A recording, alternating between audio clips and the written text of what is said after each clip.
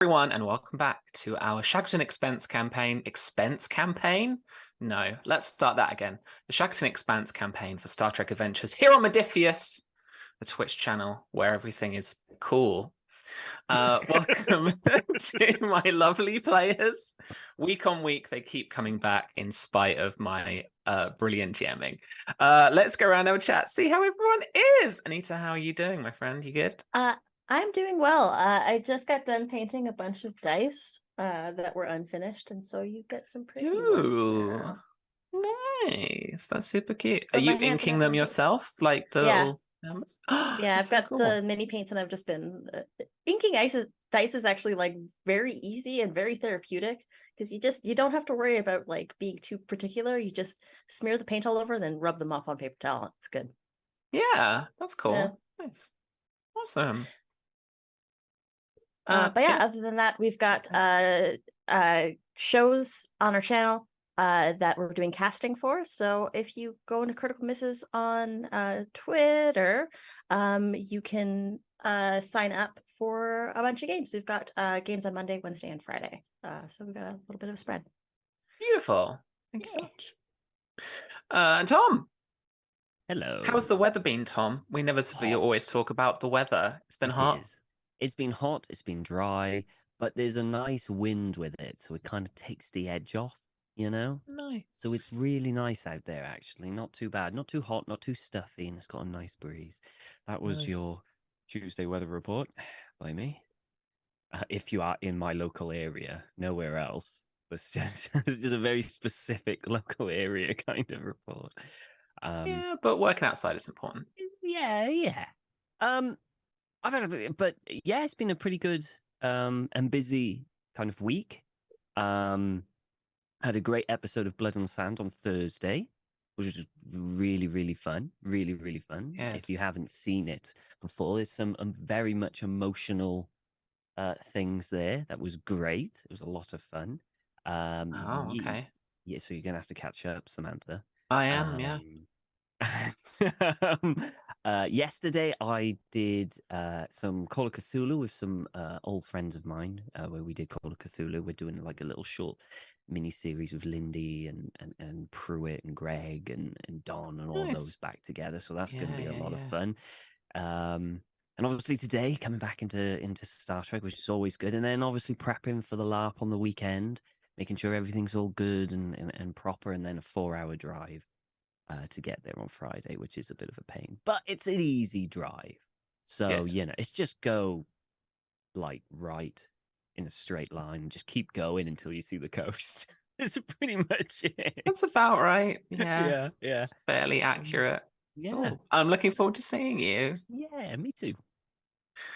And if it isn't the face of D&D Vancouver himself, I'm Tim. Right, that's something we need out on the internet. Fantastic. Yeah. Yeah, new title. Hello, how are you? Yeah, I'm all right. How are you? How's your newfound fame? Yeah, splendid. Digging it. Dice thrown at me as I walk down the street. It's fantastic. Everyone wanted me to roll a 20. Yeah. I never said politely. Canadians are only nice when you're not watching.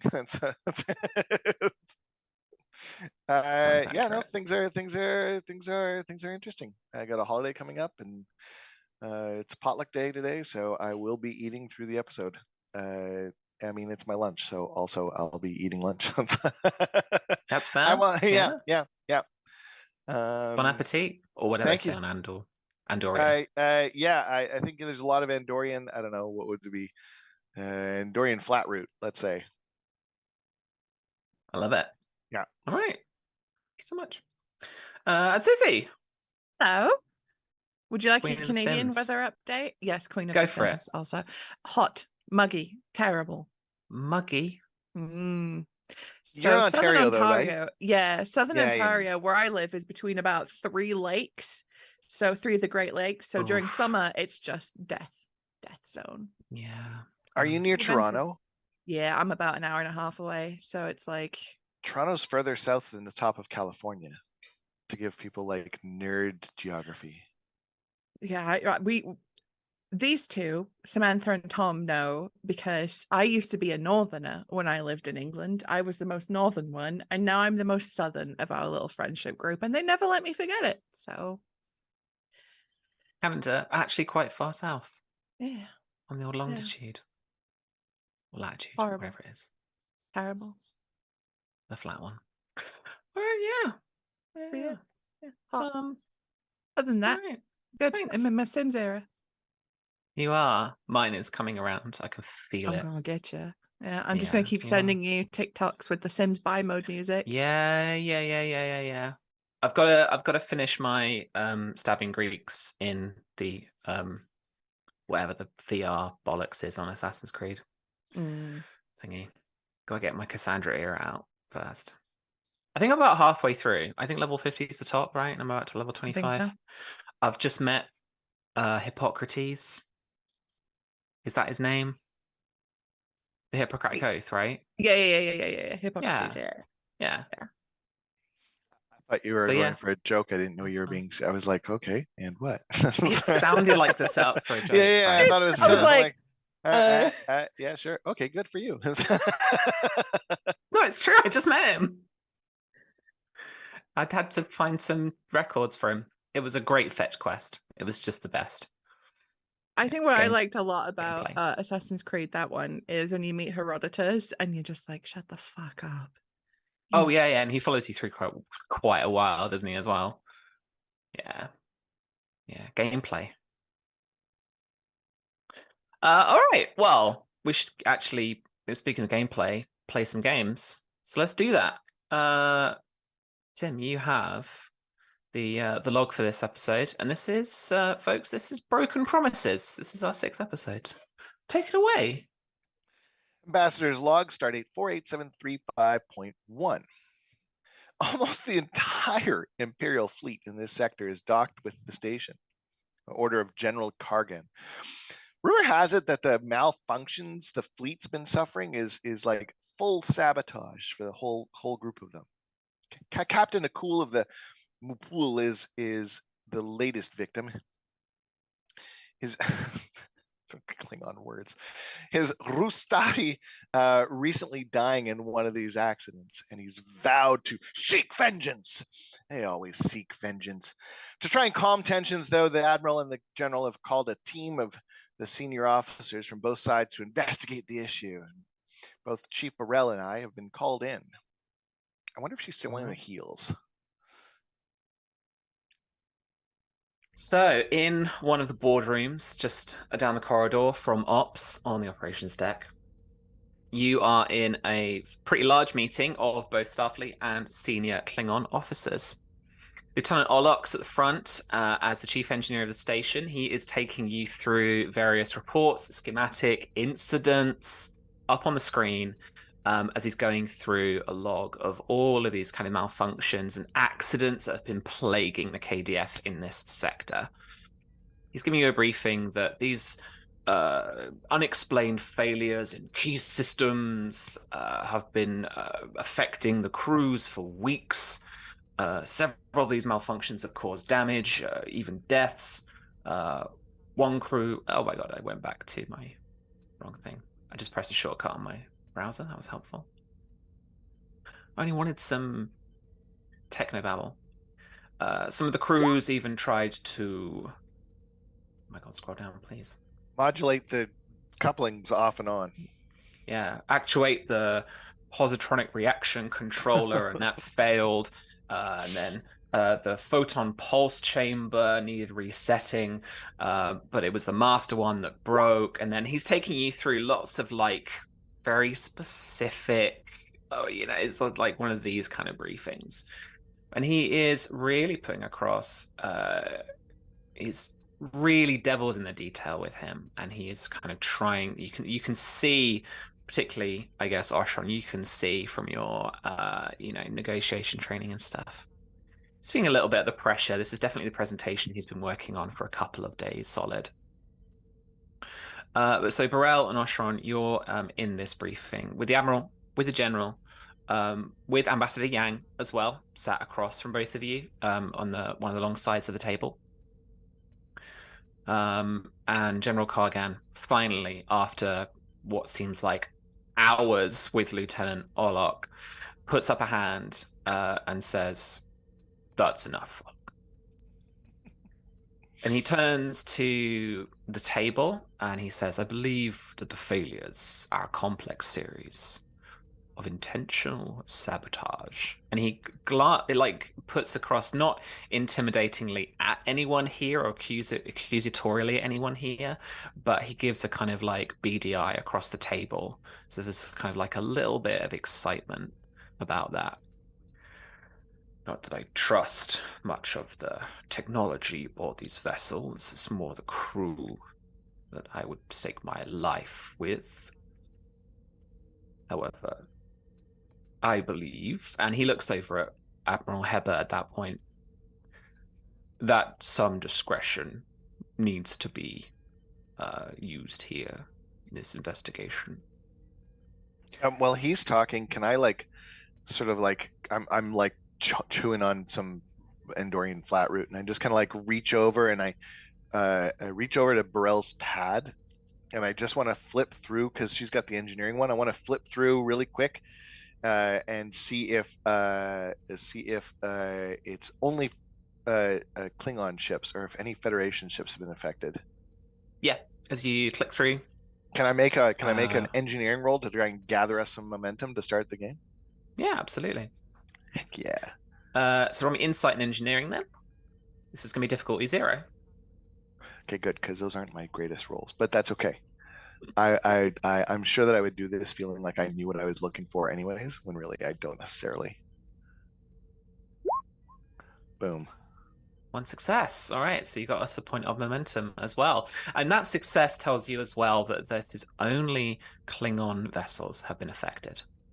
No Starfleet reports of these strange incidents or malfunctions in any of the 3 20th Fleet ships. So that's the Bellerophon or the Thunderchild or the Venture. None of the shuttles. The Venture. I mean, yeah, the Venture.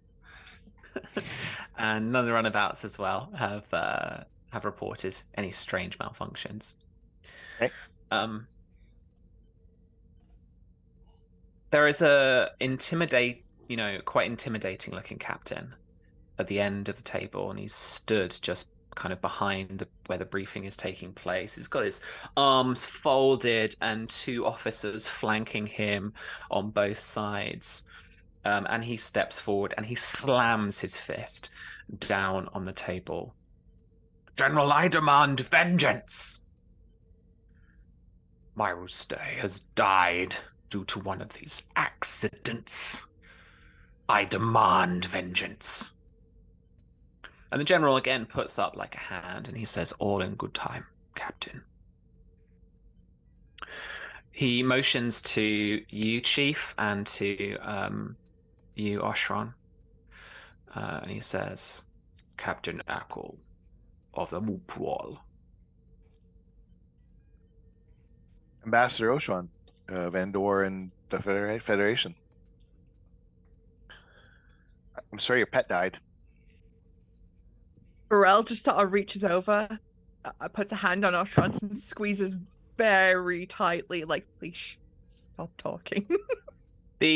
I'm going to spend a threat. They are pets, right? Tim actually has no idea. Oshron doesn't. Klingon. No, wait for it. I know that. I googled this before we went live. The Klingon captain full on draws a Tug dagger and jumps across the table at you. B'Rel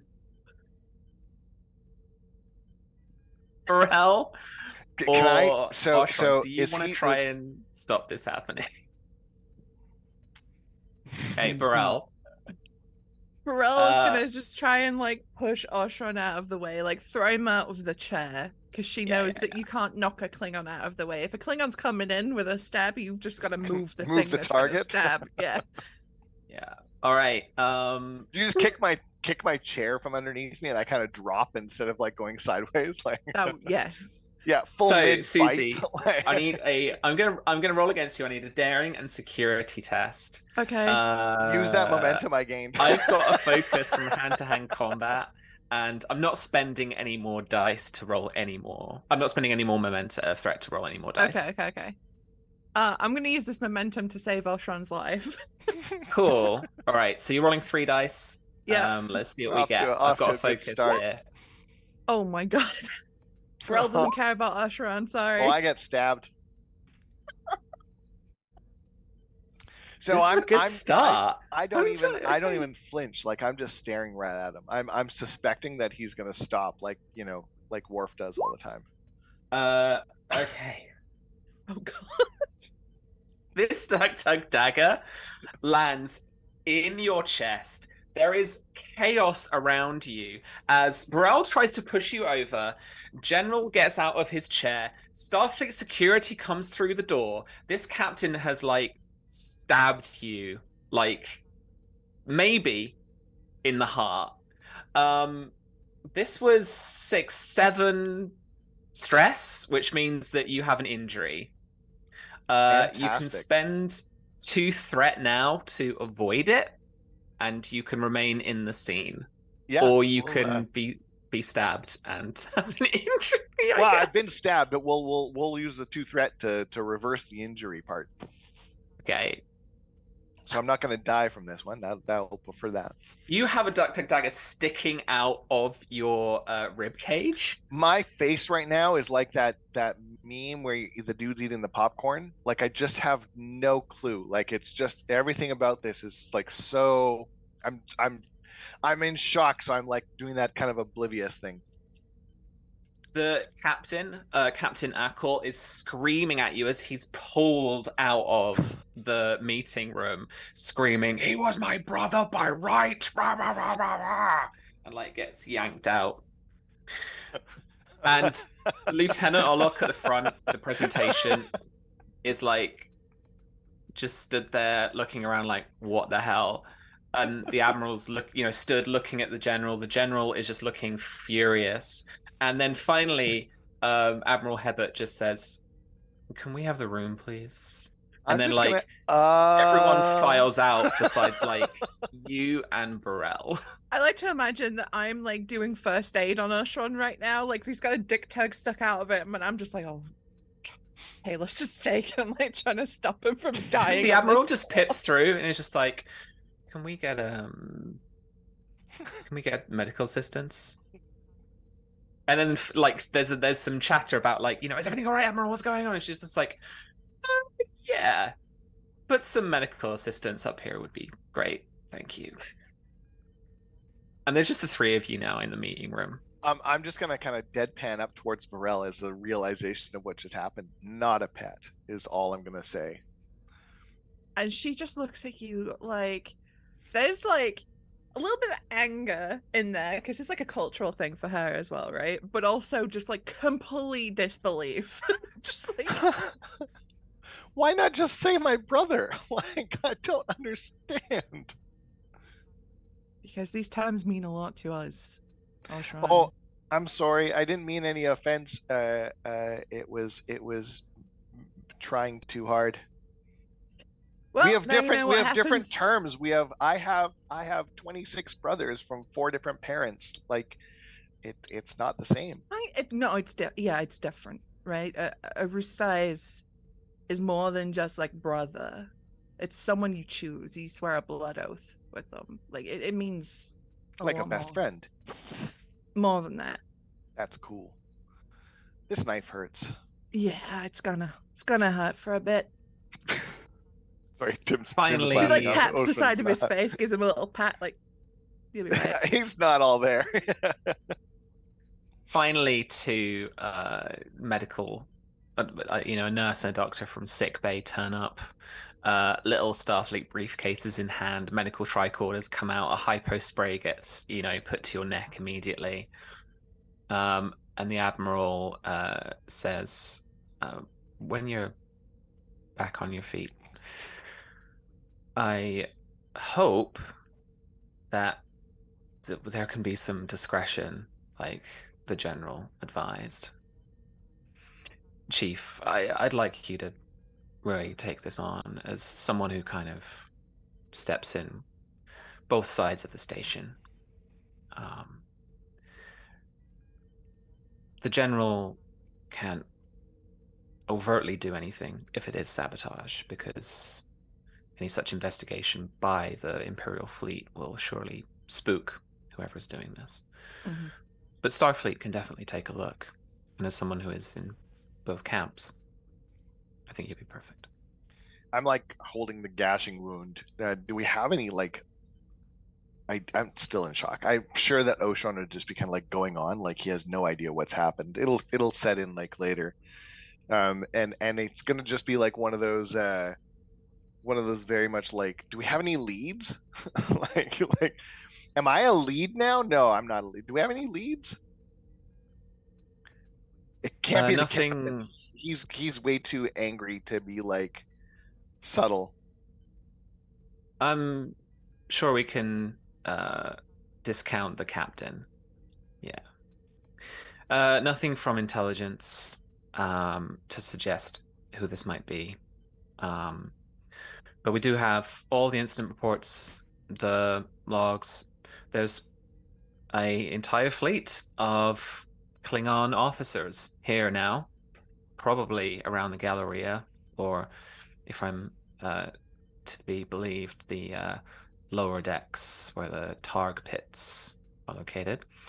So really, the station's yours, and the investigation is yours to decide where to take the first step.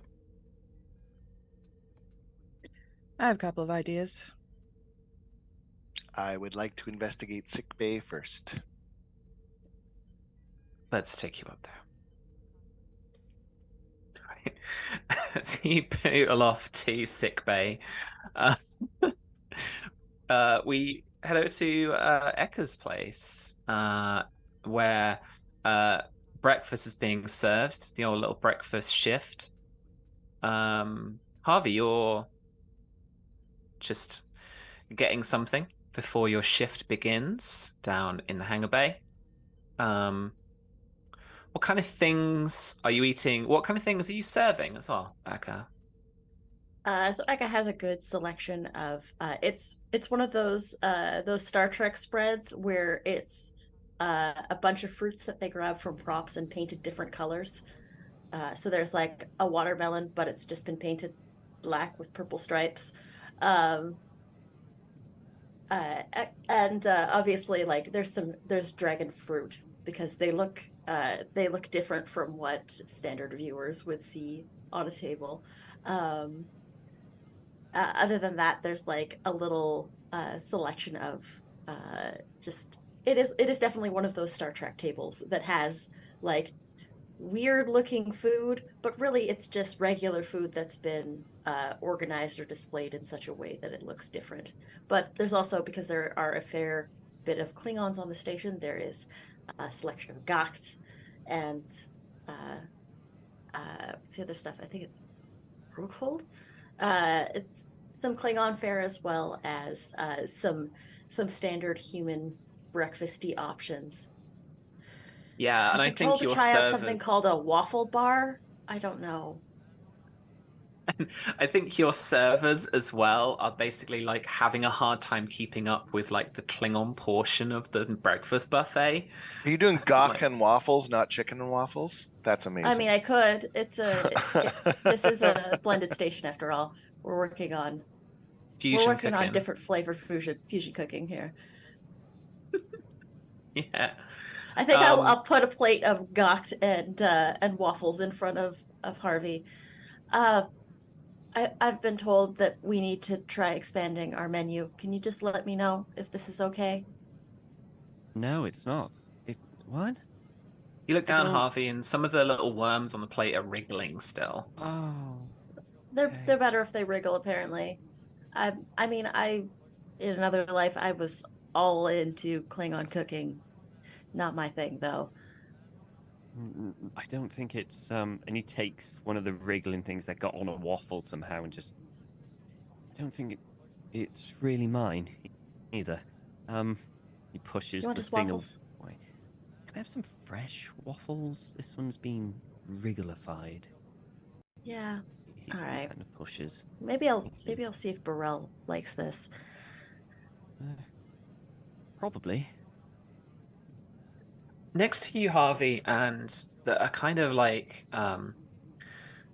someone who sticks out in the throng of Klingons, crewmen and the station staff that are trying to get some food in before they begin their shift, is a kind of disgruntled looking old Rigelian man. He's kind of slumped over a pad and he's like flicking through. You can hear the little bips as he's, checking out bits of his itinerary and stuff. And Harvey, you would recognize him immediately. He's got that kind of look of an old, like, freighter captain.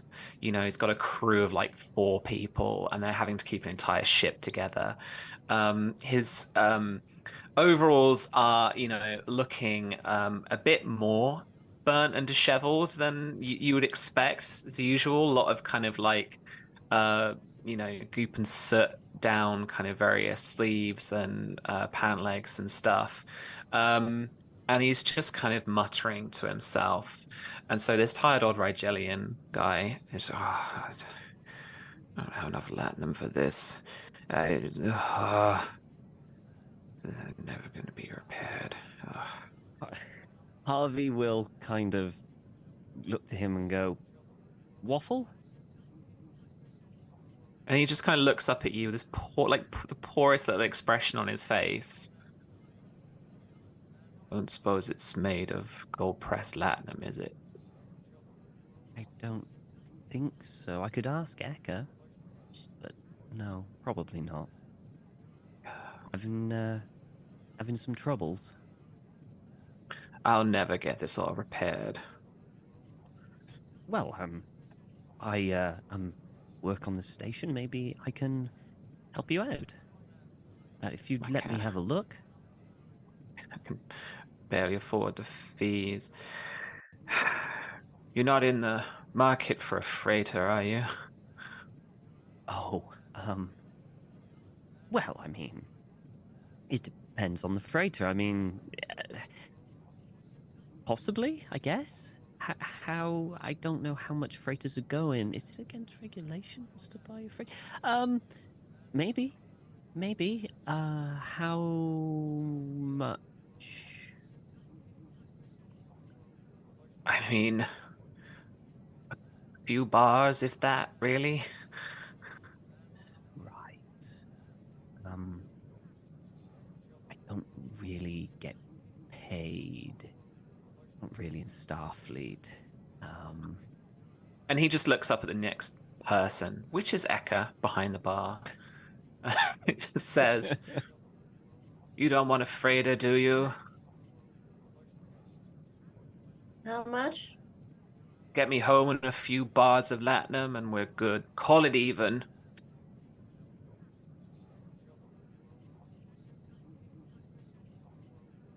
Yeah, sure. Do you also want to try this new menu item? I'm trying some things out. Can I also get you to agree to that? What is it? It's a gok. I think JJ called it a poutine. And he looks down at like this goopy, gothy It's mess okay. with like So it's squeaky cheese in it. It's got that's targ cheese, curds, and I didn't really have gravy, so I just poured yamak sauce on it.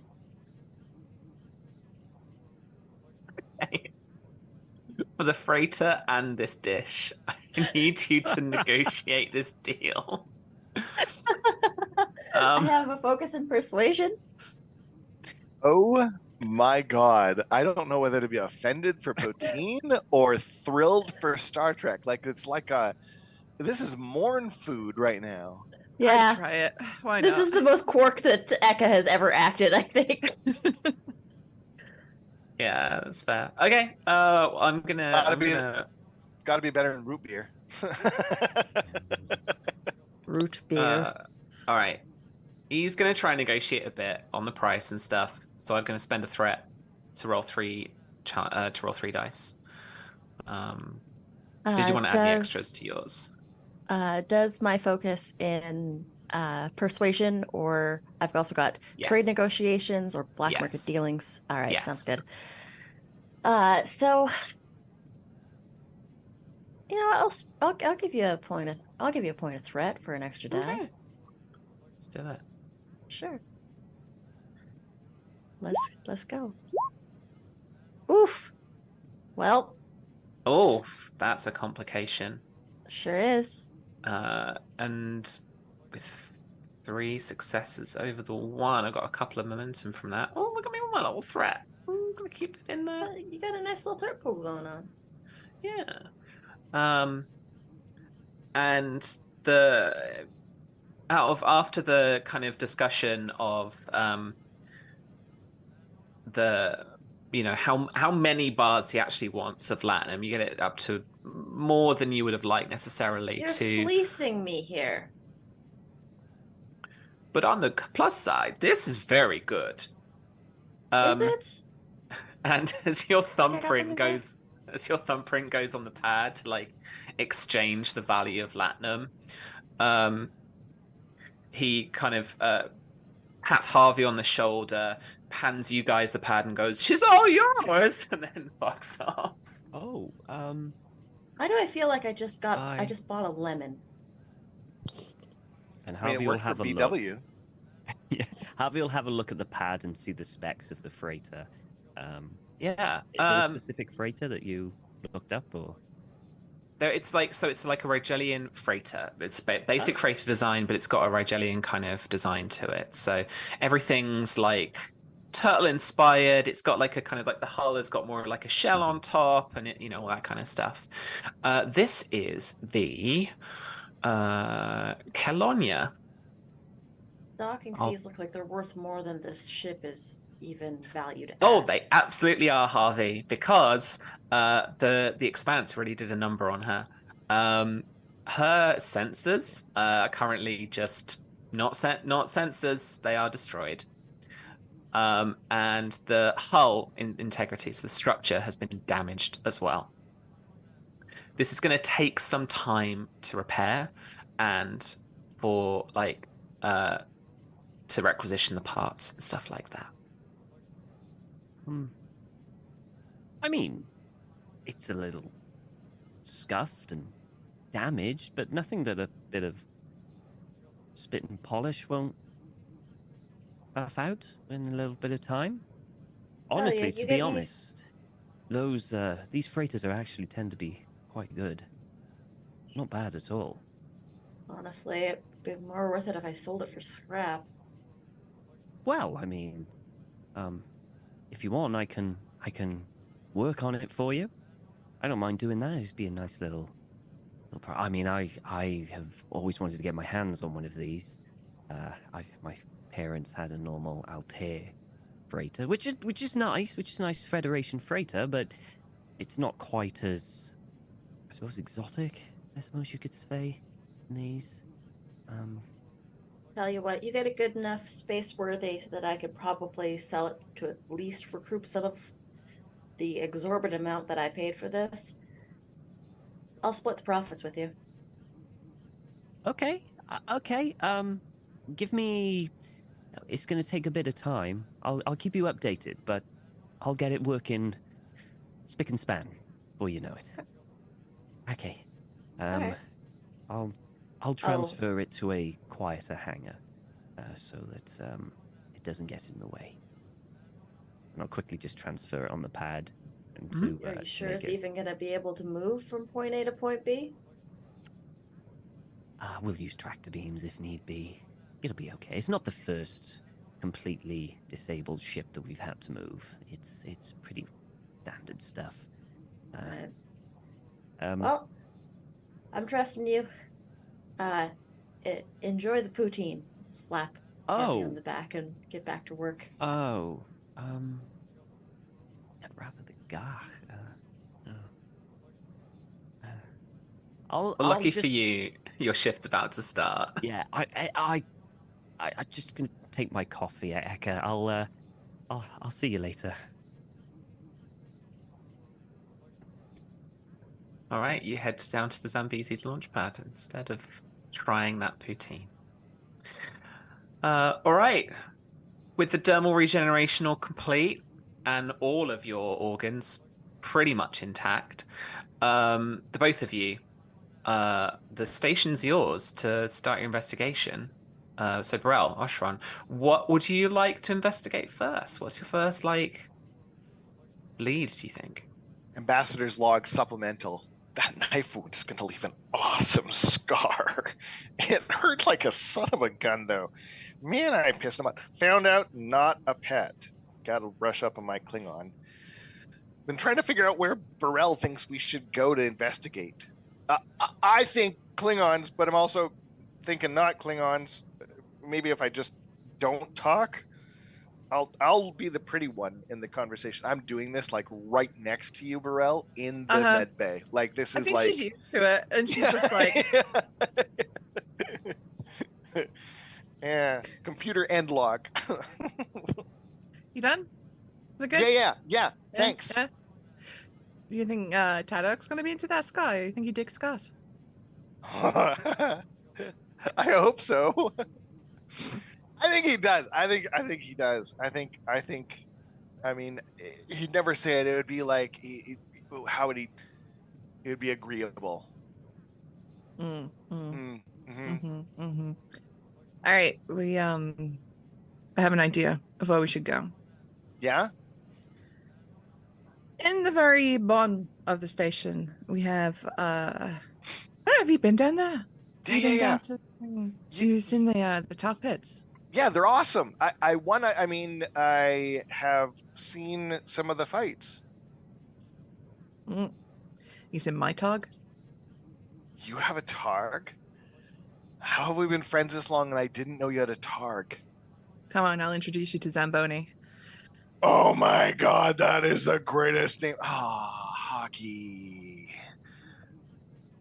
So yeah, we're gonna go look down into the Tog pits because B'Rel's logic, and she'll explain to this as the, you get your classic walking, talking scene down a corridor. Nice. Wherever you find a bunch of Klingons, you find a bunch of Klingons wanting to expend energy, and a good way to do that is in a Tog pit. Because if you're not watching the animals do their thing, you're fighting each other. Oh, I was just Tensions about are to high, ask you, do you spirits fight are the high. Targs? The Targs fight each other, right? Depends on the Wow, really? I must have seen a bad fight. Or a boring fight? None of that happened. Maybe they knew I was there. Yeah, well, it's one of those things, you kind of soften, you get outsiders around, but where spirits are high, the blood wine's flowing, tongues might be a little looser. How did you meet Zamboni? And she goes, I told you, right? I grew up on a Tog farm on Kronos. No, you never told me you grew up on a Targ farm? Yeah. That's I've awesome. been rearing Togs since I was old enough to, hold a dick tug, I guess. Can I have a Targ? No. Oh, okay. Sorry. It didn't. That's That's not alright. No, it's not a cultural thing. I just Oh. don't think that a Tog would be right for you. right. Maybe a cat. Humans Yeah. say they're fun. I don't I like heard them. they just lie there. I'm allergic. It's Tim laughing, not Oshron. Right, Oshron in looks the- genuinely concerned as the turbo lift doors closed. Yeah, so finally, after your conversation, once the turbo lift doors open, you get to one of the lowermost levels of the station. And in front of you is you thought that the Galleria or some of the corridors were crowded with Klingons. This is just a whole nother level. This is a multi-tiered Klingon facility that is so rarely used by non-Klingons on the station. Some people don't even know that it exists down here.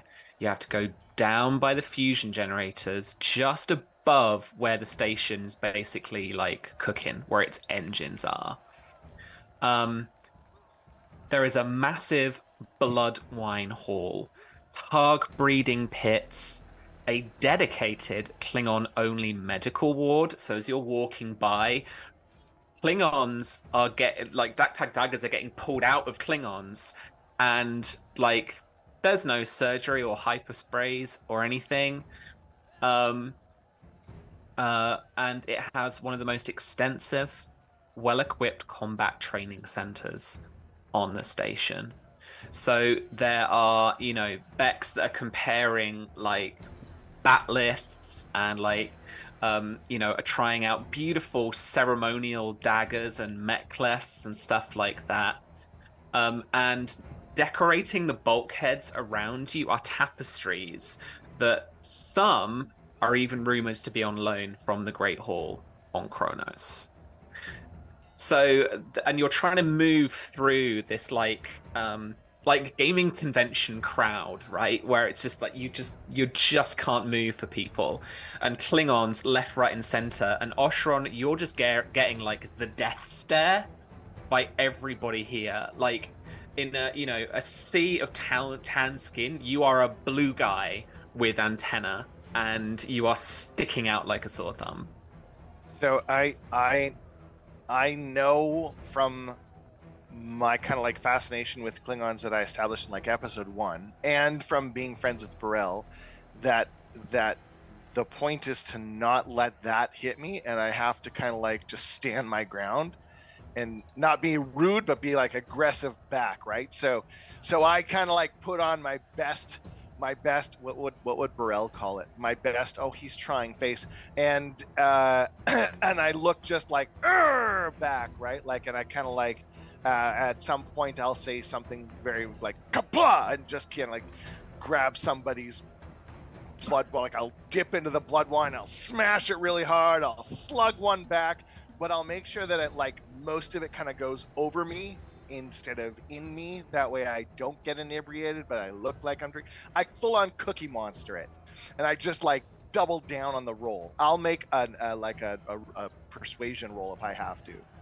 Absolutely, yeah. Okay. So this is. I mean, I've already stabbed once today, and it's only an hour into the episode. What's the worst that can happen? Okay, this is going to be difficulty 2. Sure.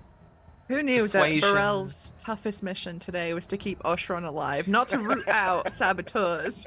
Yeah. Just to keep You can have that as one of your folks, mission directives. welcome to the episode where Oshron character development all around. We might be looking at a new character by the end of the day. No big deal. Yeah. So you can have that as one of your mission directives if you want, B'Rel. That and find out what the fuck's going on with malfunctions. So there's those two. If you need to pull on a different directives. Yeah, you are one of the directives. Yes. All right, B'Rel, are you assisting here, or is Oshron just doing this like cold turkey on his own? I think instinctively when B'Rel gets around more of her own sort of like people, her whole sort of demeanor changes. She stops being Starfleet and is Klingon, so she doesn't hold herself with like Starfleet officer. She's shoulders round a little bit, and she's got a bit more of a 10-men little stance going on when she's walking, and pushing her way through these crowds. She's smacking shoulders and being a tough guy. So I think she's helping Oshron sort of clear the way a little bit. Yeah, there's staring off competitions, there's beating of chest, there's shoulder barges, all sorts of stuff going on. Do you want presence and command? I do. All right.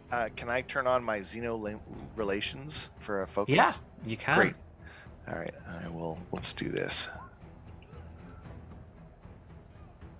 That is a complication, really? That you need, but you did get a complication. And so you square up to one of the Klingons. Fuck this mission. We're just onto this vibes episode now. Yeah. It's just a character development episode. You square up to one of the Klingons. Yeah. And there's a kind of you're not even sure what happened. Actually, there's some kind of motions, like a beating of one side, and then you're just kind of motioning and trying to kind of match that energy. And then there's a roar from her mates. And then I can't make up the Klingon, but I haven't got it in me tonight. But there is a kind of one more for the fight, and B'Rel, you recognize this ritual word.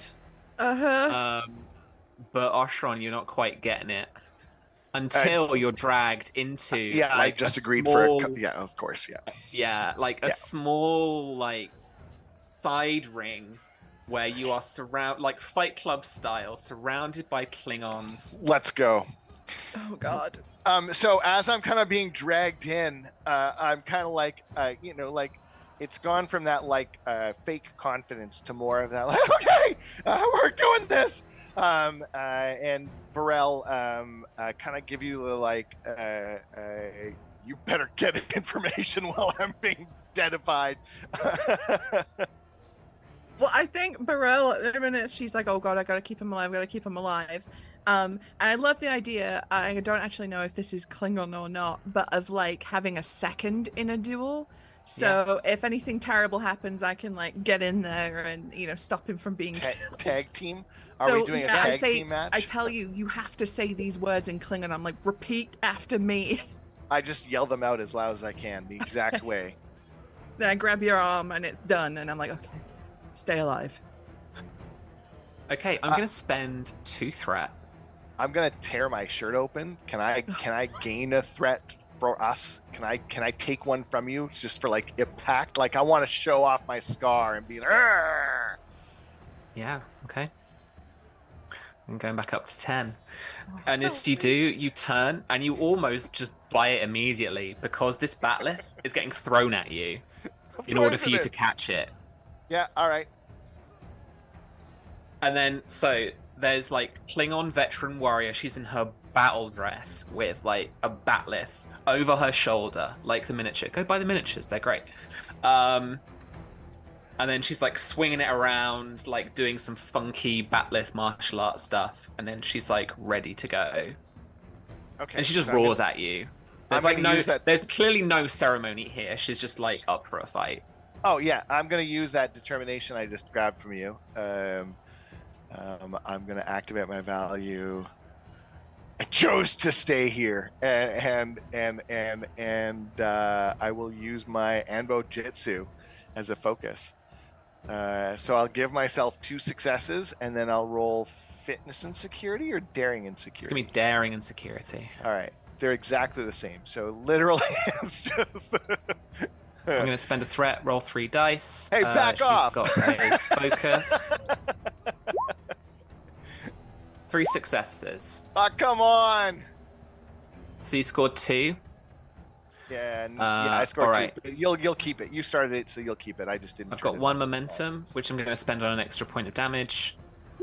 Batleth is going to do 4 damage. So 4 stress to you, but that's not enough to cause you an injury. No. You're still in this. Did I get my stress back from that day? Yeah. Your stress goes back to 0 at the very beginning of a scene. Great. So now you just chonk up 4 stress in your stress bar. Yeah. But it's not enough to cause you an injury, so you're still in the game. Okay. All right. Well, do you want to take initiative now, since she started it? Or do you want me to? Yeah, B'Rel's gonna hold back. So part of the All thing is it would be dishonorable for me to jump in there straight away. You've taken a hit, but you need to get your licks in. So she's letting you learn a lesson. All right. And if it looks like you're gonna die, I'll jump in. I'll tell you what, based on the what's happening and kind of why you're here as well, as this fight's going on, B'Rel, I want give me an insight and what I get, maybe security, maybe engineering. Mm-hmm. How are you casing this place? Why? Because you're trying to get him an idea of like there's so many crews here and they're all exchanging kind of gossip and information and stuff. Like, what skill do you think you're using here? I think she's using security, so she'd be using the sort of skills that a security officer would be using to find people acting suspiciously in like a crowded room or anything like that. You know what I mean? Like in the Galleria. Yeah. So she's looking for little clusters of people who maybe are like, separated a little bit from the big gang, and she's listening out for snippets of conversation, anything like that, little sleight of hand where information might be being slipped, anything like that. Yeah. Oh, nice. Okay. This, because of the kind of fight, the situation that's kind of been orchestrated around you, it's actually going to be difficulty 0. Okay. So it's kind of an information gathering thing. So you can ask some You're questions welcome. if you get some momentum. Well done, Oshron. All according to plan. According to plan. Let's see. Hang on, before we say anything, let's see what I get in the roll. That's all I keep telling myself as I'm fighting. It's all according to the plan. Do you want to roll any other d20s as well? Sure. I've already rolled. Oops. The 21st continues. Jesus, Yeah. that's a lot of 20s. Do you want to? I let you at this point because we jumped ahead a little bit. Like, do you want to roll any other dice? Any extra d20s? Yeah, go on then. Let's have an extra. Do you reckon 1 or 2? How much threat do we want to give her? I'll give her 2. Give her 2. Yeah, I'll roll 2. Oh, that's not 101 threat. That's 11 threat. Please no. Right, Okay, roll that's another 3 2. total. Okay. Do you want to just like save that complication with a couple of threat now, buy it off, or do you want to see what I've got in store for Oshron? I want to see what you've got in store. I want the juicy Cool. fruits. I want that big red button. Let's do it. I'm going to spend Sorry, a threat, Oshron. roll 3 dice. 3 successes against difficulty 1, so that's 2 momentum. Wait, What that's it's gonna hand to hand, do- right? Yeah. That means But- I get a counter. All right. Well, hang on. So the complication just gives her like an extra like hit on you. Right, but if it's a melee attack, I still get a counter to it. Yeah. Well, so I'm giving the complication as like, okay. So you can, you can roll against this, but your difficulty is going to be 2 rather than 1 because of That's the fine. complication. What Well, I have B'Rel's to get- I doing, have to she's get- kind I of have to like get- taken her eye off the ball, so she's not helping you as much and giving you little pointers. Yeah. I have to get 3 successes to counter this because you got 3. Yeah. Okay, here we go. Good luck. I mean, I don't. Can I put this at? It doesn't matter. They're all the same. Okay, here we go. Nope, it's gonna hit me. So 2, 4, 6, 8, 10. Great, that's 2 wounds. 11, 12 with the... No, sorry, I used the complication already. So that is... Yeah. Uh-huh. 2 wounds would kill a character. So 2 like injuries at the same time would kill a character. The first one would take you out of the scene. The second one would kill I guess them. I have to give you threat then. So you could give me threat in order to avoid the first injury, and then you take the second injury. So I think you can only avoid, you in the same kind of combat, you can only avoid the injury once. Sure. All right, so you're out of the fight. So she takes you down. There's like Andorian blood spilled on the floor as B'Rel. You've been looking around. Mm-hmm. I want to give you that info first. Yes. So with the 3 successes, this is your 3 momentum. Mm-hmm. What questions do you want to ask with this? Okay. Is there anyone in this group who in this sort of area, this zone, that is acting like suspiciously? Anyone that I would immediately grok as they're not as engrossed as everyone else. Maybe their attentions are diverted, or they're like slinking away and stuff like that. Is there any sort of... All right, let's spend that momentum. There are 2 people who are out of place here. One of them is Klingon male, slightly longer beard, so kind of salt and pepper, and uncharacteristically for a Klingon, short hair. Who is skulking? Definitely skulking. Big skulking energy. The second person is an Orion male in another of the fighting rings, just like over the way, just the other side of a few blood wine barrels. And it's your fight and his fight that is garnering the most attention. Okay. Well, I mean, our fight is over, so you can go over to that fight if you want. I'm gonna pull you at this pace and you're getting chopped to pieces. No, they would stop when I drop. They wouldn't do death. They wouldn't aim for death. No, in these no. fights. It would So all be she's about just dropping the roaring person. and laughing. Yeah, absolutely. If anything, I won't be getting any glares anymore. I'd be getting like people would be impressed that I held my own enough to like stay in the ring for 2 rounds. Absolutely. She pulls you up.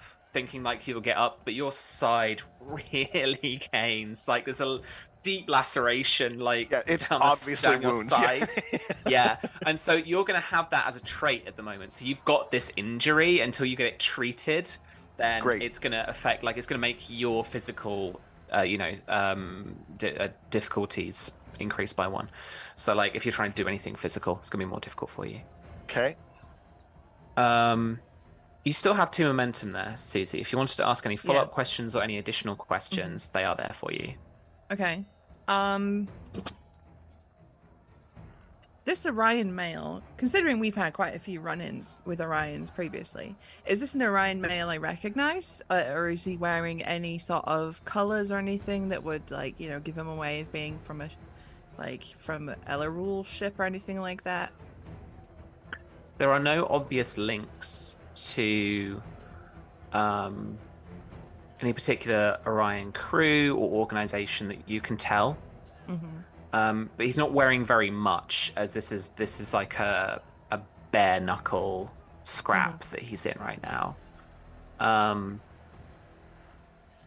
And he is not someone that you recognize. Is not someone, say, that had, say, like infiltrated the station when the pleasure barge was here or anything like that. Okay. Not around you recognize. Gotcha. And then our short-haired Klingon friend, so he's skulking. Is he lurking anywhere in particular, or is he, you know, is he lurking around people, around any sort of computer systems? You know, like where is he skulking? He's definitely doing, for your last point of momentum, a skulk, much like you are. He is trying to figure out what people are saying, what leads there might be for him. He clocks the Orion like you do. And even though there isn't an obvious moment where you make eye contact with each other, you have just about enough training, just about enough knowledge to know that, like, he's also keeping a little eye on you guys as well. Okay. All right. So I would keep a mental note of where he is. I would try and make it not obvious to be like looking for him in the crowd. And you know, once Oshron's back up on his feet, I come pulling him aside. Then I make a big show of us. I'm like, oh, you know, calling out that you fought honorably and fought well, and I'm gonna treat you to some blood wine. They'll make that wound feel better. You know, she's giving you a big pat on the back. It's very overacted for B'Rel. Like, she's usually a lot more low key than this. As the blood wine leaks out of the wound, with stomach in and out. And she does that sort of like, she's got like the horn that she's drinking from. She doesn't quite put it to her lips so she can talk without, you know, it being super obvious. And she says, she sort of like gives the head point to the Klingon male. He's a little suspicious. He's skulking around. Should we, go and see him? Those things really hurt. Yeah. You do that like for fun? She just gives you a look and a smile. Yeah. I think as well at this point she's sort of you know, because the Starfleet jumpsuits, they're like jumpsuits, so she's like unzipped the front and she's tied it around her waist, so she's got a little like turtleneck sleeveless the jobby vest on going on. Yeah. But Nice. you can see like her arms are covered in like scars where she's been fighting, so she's trying to blend in a little bit more than look very Starfleet. Oh, I look probably like the Orion does. Like, my stuff is ripped off and I'm cut to shit. I probably lean in. I've never looked so butch.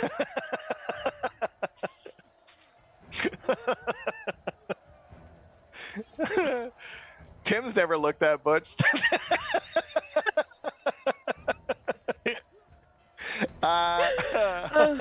But she's she says at this point I'm gonna follow your lead. I'm doing my best to blend in, but I'm just causing more problems. So What we're gonna do is we're not gonna confront him directly because he won't talk to us. And he won't tell us anything. So we're gonna follow him. You reckon Okay. you can stay low key enough for a little bit for us to follow him? Yeah, I'm just gonna. And at this point, I think I'm probably actually drinking the blood wine. Like probably nursing it, but yeah. And B'Rel goes, here. She takes like a scoop of it from the barrel and just throws it on your side. Oh, disinfects it. Oh my Yeah. god. That'll be fine. So half of me wants to go like comic relief and it's like a quark scream, and the other half wants it not to be. I think it starts like a quark scream, and then instantly he realizes the noise he's making and tries to like butch it up. Yeah, probably just sounds like a dying targ.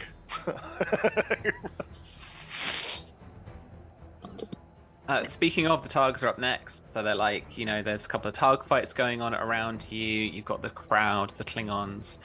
So what's your approach as you try and follow the guy and see what he's up to?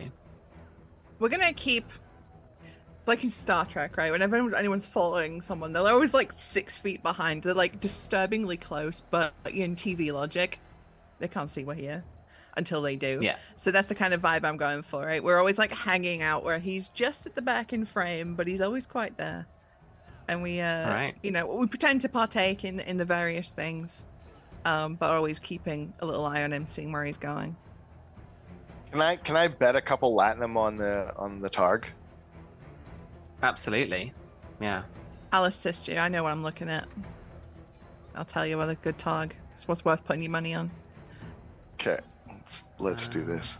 Maybe I can help. Maybe we can all pay for the ship.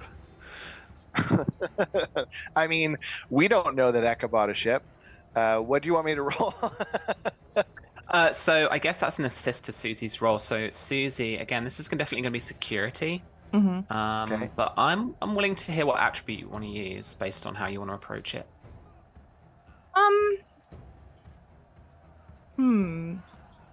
I'd like to do presence myself. I think I have a good kind of like ability to watch and kind of like get a vibe for which one. Yeah. Because bigger presence isn't always better.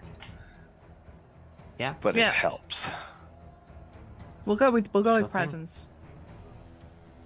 Hit. Oh. 2 from me. So I'm going to spend 3 of my threat Oh god. to roll 4 dice. She just doesn't want us to win. Watch. Zeros As across the the- board. Zeros the guy across the you're- board. As the guy you're following. Zeros. Zeros. Have you guys rolled? Is it 2 Yeah, successes? yeah. overall? Yeah. Successes, yeah. yeah. Zeros. Roll some 20s. Roll some 20s. Oh, there's a 20 in there. So with That 3 means- successes. That means he can't lose us. So we don't win against the targ. I lose my 2 latinum. Hey, if that's what you want the complication to be, I'm happy with that. No, so with 3 successes against your 2, you unfortunately lose him in the crowd. But guys, what clue does he leave you as that complication? Oh. So perfectly narrative, like, for this moment. What's like the thing, the object that you find on the ground as you lose him that gives you a clue to what's going on? And I'll like give you a little obtain information for free off the back of that. I can't activate that technobabble button. How do I do that? Oh, can you not? No, I can see combat dice roll. In the macro bar thingy. Uh, I'm sure. Visible to players, yes. wait. Oh, maybe. Babble action. I think it's called Oh. Trek Babble. At the very top Isn't it? of the macros, there's a Trek no babble Oh, okay. thing. In- You click in the bar. dice There we go. icon Got it. there. I got it. Sorry about that. Macros. Okay. So it's a tachyon harmonic dampener, a linear tachyon harmonic dampener. It's an engine part. Okay, it's And a it's- faulty. Yeah, Yeah, it's a faulty tachyon harmonic damper. but an on-purpose faulty one.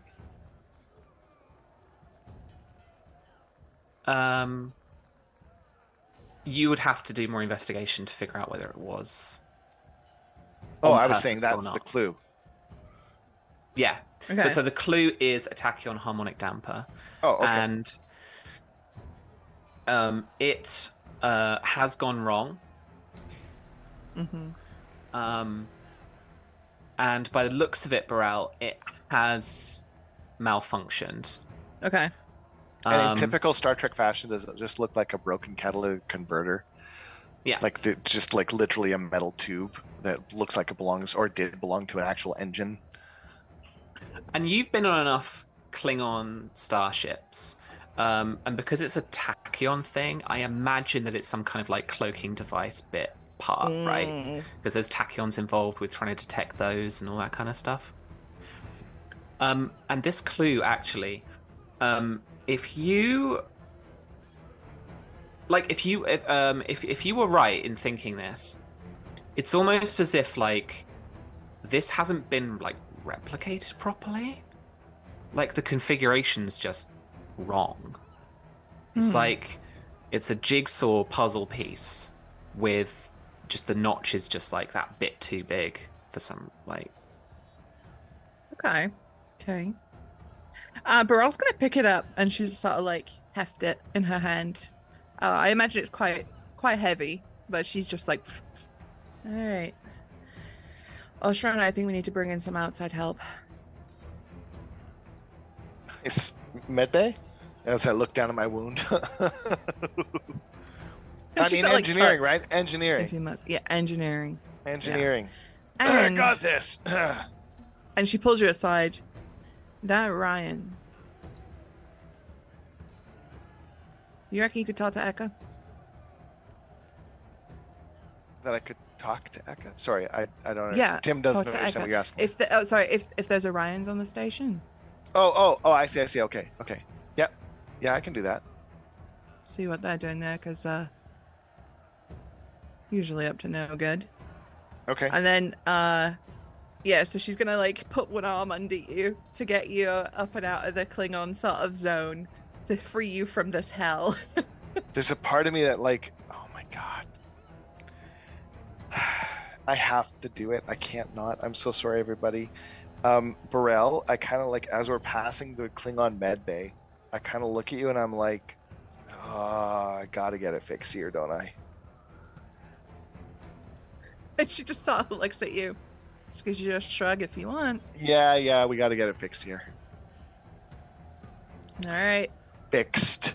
So none of the like the dermal regenerators, none of the like, so it's just gonna be a big, like even bigger scar. I really hope Sadok likes scars. I imagine, so the second we sort of set the foot in the threshold, B'Rel just sort of throws you at a cot and just waits for someone to come in and tend to you. Yeah. All right. Full Klingon That's mode. where we'll leave you guys for now. I will hang back round to the hangar deck where Harvey, you are just starting your shift with you and your repair team working on the Zambezi, the runabout that you've got. Over the way from you, though, are a couple of the Klingon fighters that are here, and one of these is also on hot standby at any one time as well. And these are the Katok class heavy fighters from the Klingon kind of Imperial fleet. And this is basically the kind of couple of fighters that the station has just for a little bit of defense, but also to kind of for missions and expeditions out like you'd use the runabouts for. Eka, not far over across the hangar bay, is your brand new freighter. And while your maintenance crew is busy, Harvey, you can kind of get a look at the Rigelian design over across as it's just being pulled by a tractor beam over into a smaller bay. And it's going to be behind, just nicely secreted behind some hangar bay doors, just over kind of the other side and one of the other quadrants of the big expansive hangar bay deck that you have here. Gonna be paying through the nose for this for years. Oh my god, can it be called the Vecduge, which is like Klingon for garbage scow? Now it's yours. You can call it whatever you want. The Colonia was sold to you as its name, but yeah, you can rename it however you like. I'm gonna call it the bad decision. I love that. I have a little ship to show you as well. A little, Oh, okay. little thingy. Yeah, here we go. I'll give it players' journals and Harvey.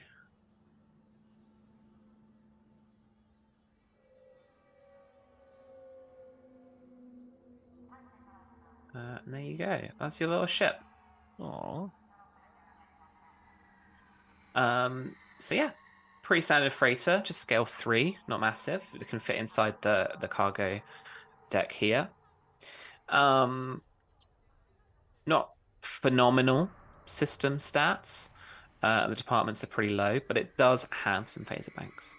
However, like I said, sensors are destroyed.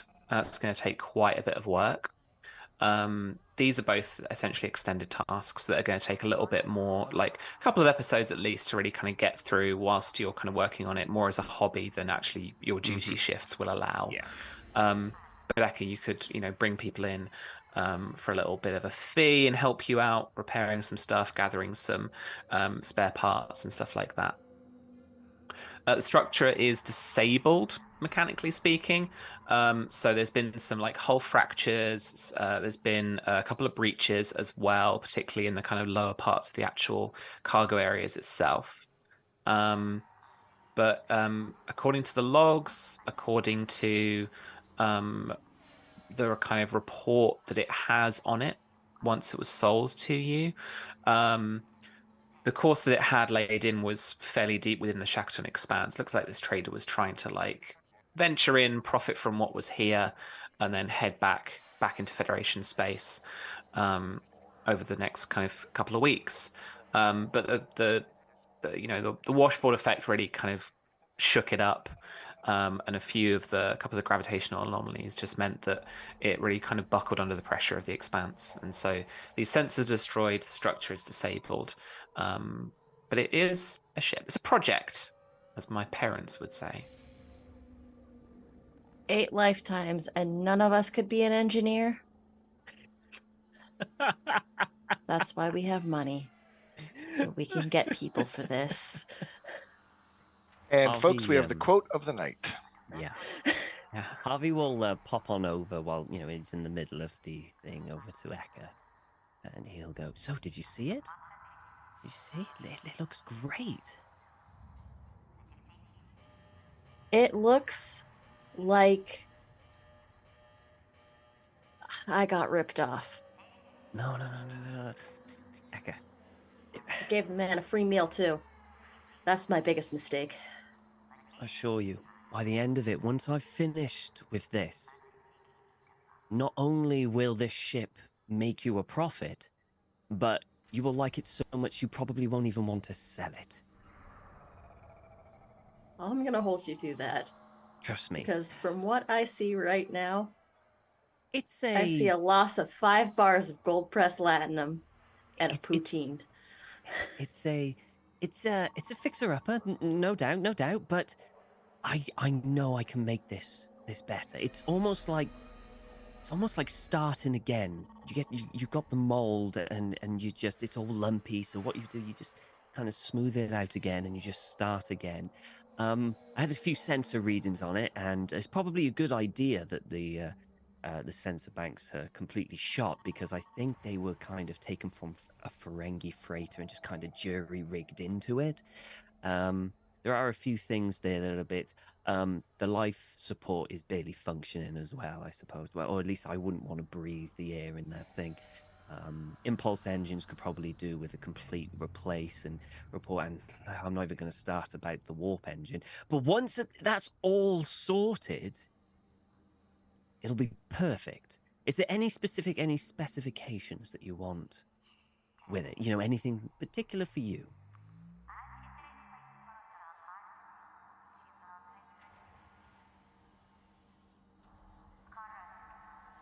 You know what?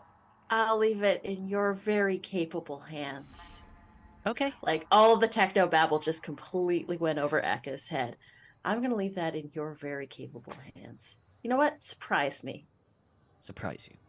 Right, I can do that. I can surprise you. Yeah. Yeah, yeah, trust me. The next time you see this ship, it'll be completely different. It'll be like a brand new ship. I might need some supplies and some certain components, but I'll write that down for you to see if you can. I mean, we can try and get it through Starfleet channels, but that might take quite some time. It depends if you want to speed it up. If you have like contacts elsewhere that you can get a better deal. You might be able to get a replicator to make some of these parts. Mm-hmm. Okay. I suppose it's not that big of a loss. I need It'll to get be my a gain. hands on a Rogellian replicator. A Rogellian materials replicator, right? I mean, Specifically, I could... not like a food. You need one specifically to make ship parts. One of the more industrial ones. I got a contact I might be able to pull in on that. Mhm. It doesn't necessarily have to be Rigerian. I can probably, Well, I mean, if do a few do you want it? modifications. I mean, wouldn't you want it to be stock parts, or are you going to Ideally, mix and match? Make it a Frankenship. I can make it. It's whatever's available. Some of the parts would be quite difficult unless you go to their home planet themselves. But whatever comes up, I'm sure I'll fix it up. Right, it'll be a unique ship. Oh God. When people say that something is unique, it's rarely ever good, especially when it's qualifying something else. Like, And, he's got such a unique personality. Yes. Look, and he'll kind of like put his hand on her shoulder and go, Eka, trust me with this. I will make this. It'll work. It'll be great. Harvey, do you want to? Unique.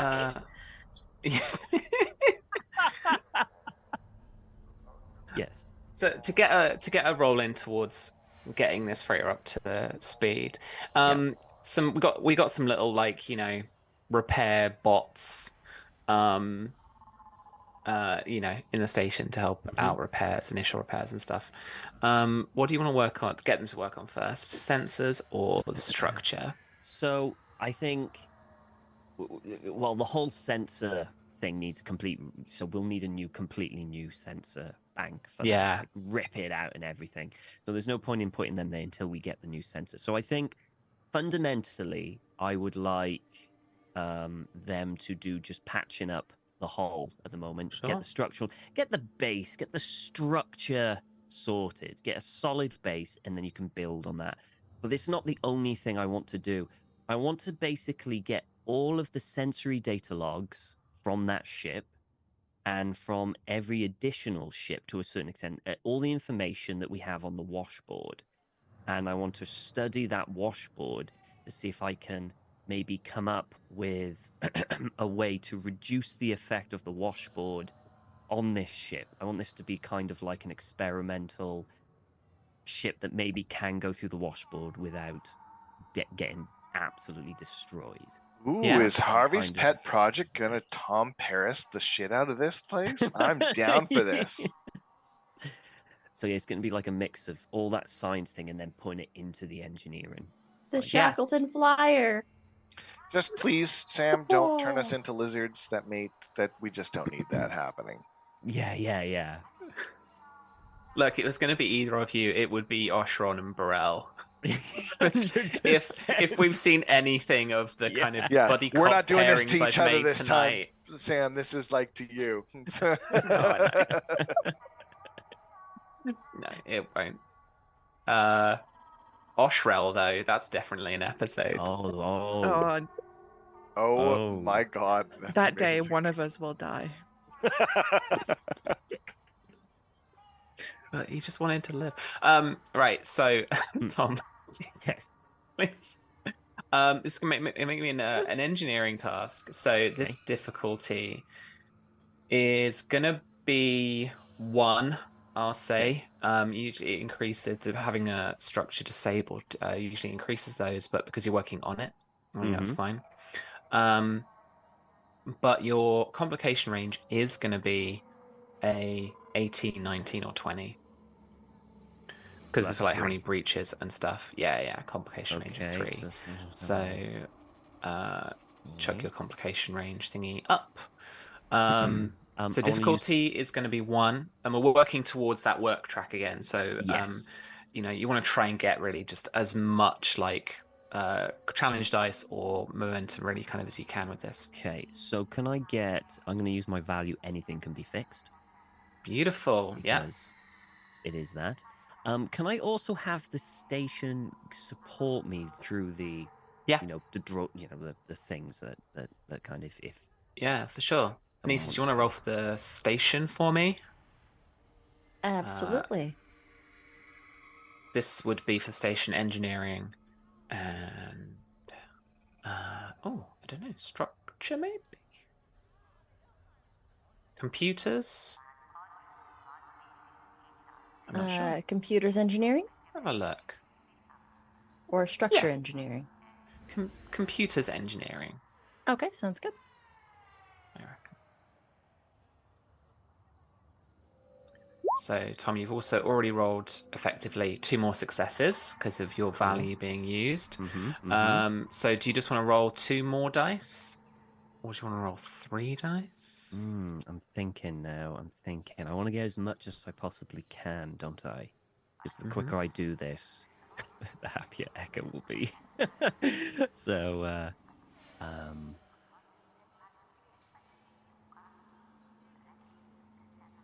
how much are we going to give you threat? Should I make it harder for B'Rel and Oshron just for the hell of it, so I can get this thing quicker? Might be fun. Go on, I'll give you 2 threat. It is 2 threat for 1, right? So because you've already bought with your value that extra d20, the next dice you buy will be 2 threat. 2 threat. So yeah, I'll do 2 threat. So I'm rolling 3. Already got a success. Did I have 2 successes with the value? Already 2 successes with the value. Because it rolled a crit, basically, which gets you 2 successes on that die. I'm just thinking, there's anything... So I do have maintenance specialist, but it specifically says Starfleet equipment. And I don't have that. Yeah? Yeah, it's maintenance. Okay. And they're kind of, I think there's a Federation standard as well to freighters to a degree. Okay. So this lowers the difficulty, does it? It does by 1. And it takes half the time to do, so that's another cool. thing. Yeah.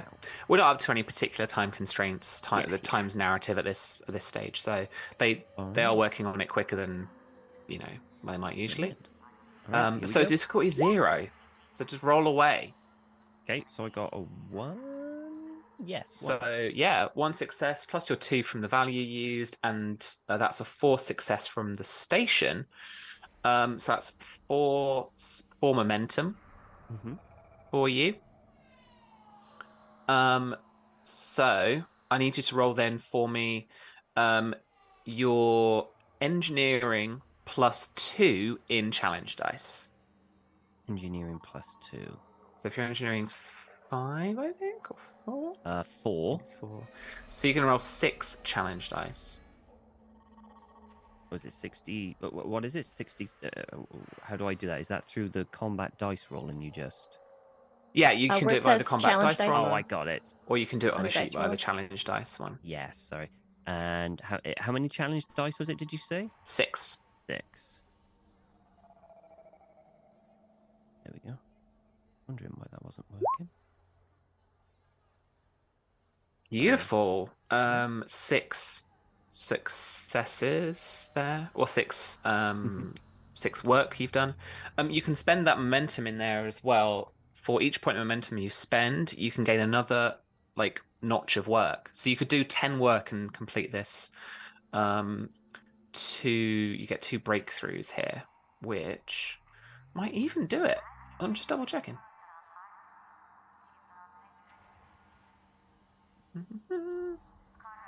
Magnitude's 3. So you'd complete 2 of the 3 breakthroughs that you need in order to fully repair the hull.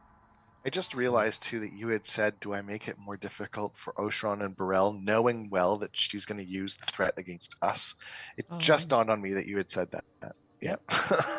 Look, priorities, okay? This freighter The freighter needs to comes get first. done. I okay? am not disagreeing in any way, shape, or form. I fully, yeah. Well, how guess many- who I know in engineering who's going to get roped into this, Tom? I know, right? Yeah, yeah. How many talents can you use in a single challenge thing, by the way? I'm If just they curious. all apply, you can apply them all. So could I potentially use my untapped potential, but not the untapped potential of me, the untapped potential of the freighter? Yeah? How would you like to do that?